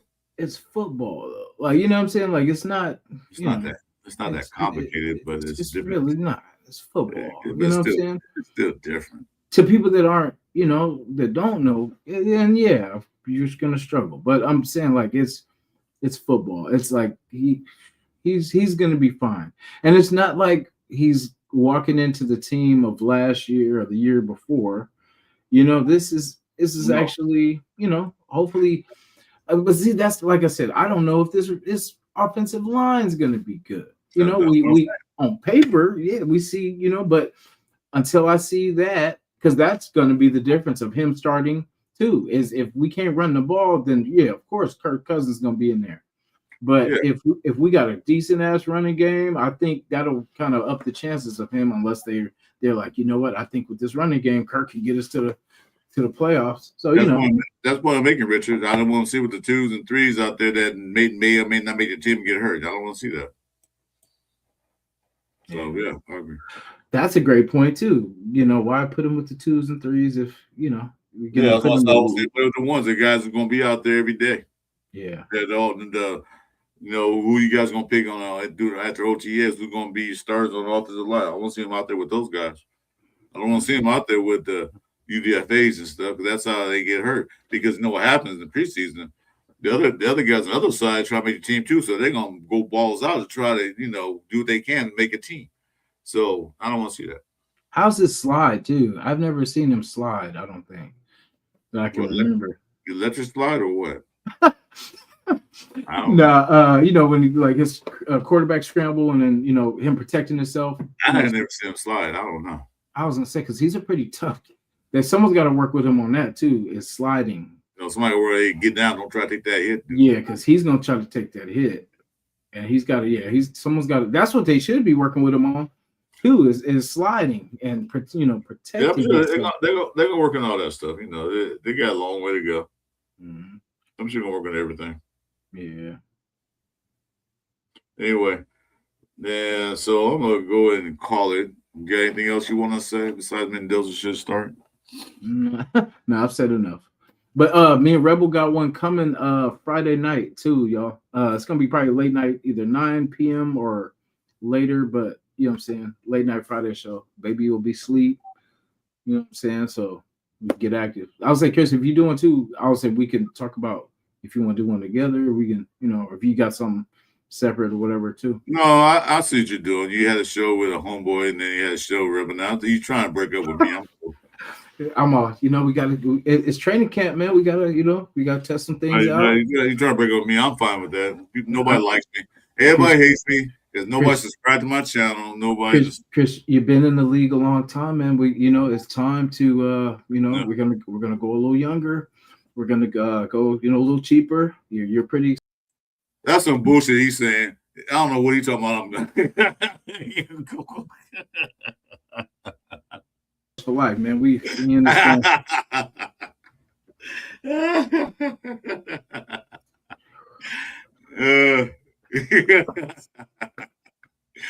Anyway, guys. We're gonna go call it. Thanks for coming in. On way out, if you have subscribed, please do so to all our channels. Help us out. Hit them likes. Help all our algorithms. Yeah. I'm gonna see you Friday night since Jason's going to do his own thing. I don't know what I'm gonna do. Nah, I said you could definitely rock. I was gonna say because you just said you were doing it. I was like, okay, well, shit. I don't know, man. It's only been a mood up, man. I might do it. I don't know. We'll see. Yeah, we're going to house man, dude. Anyway, guys, thanks for coming in. Like I said, on the way out the door, hit the likes, notifications, as well as subscribe. Chris Raider, that guy over there that don't like me anymore is no, come on. No, Raider Nation Jasin or it's Cinco de Mayo. So mi amos Jason. I probably said that all messed up, but you know what I'm saying. Yeah, you probably said something, man. You got the ice gonna be knocking his door in a minute. I know.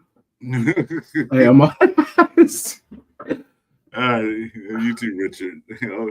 All right, guys. With that being said, thanks for coming in. Have a good night. And what we're gonna do is before we leave. I didn't see my boy here, but we're gonna say.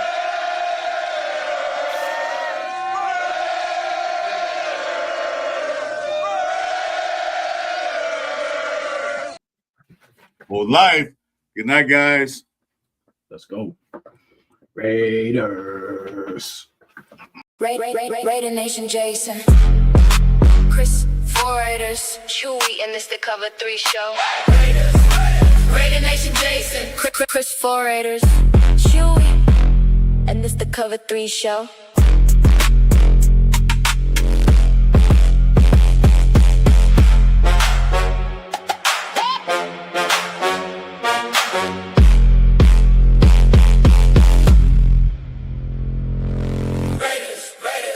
Nation Jasin, Chris Raiders, Chuy, and it's the Cover 3 show.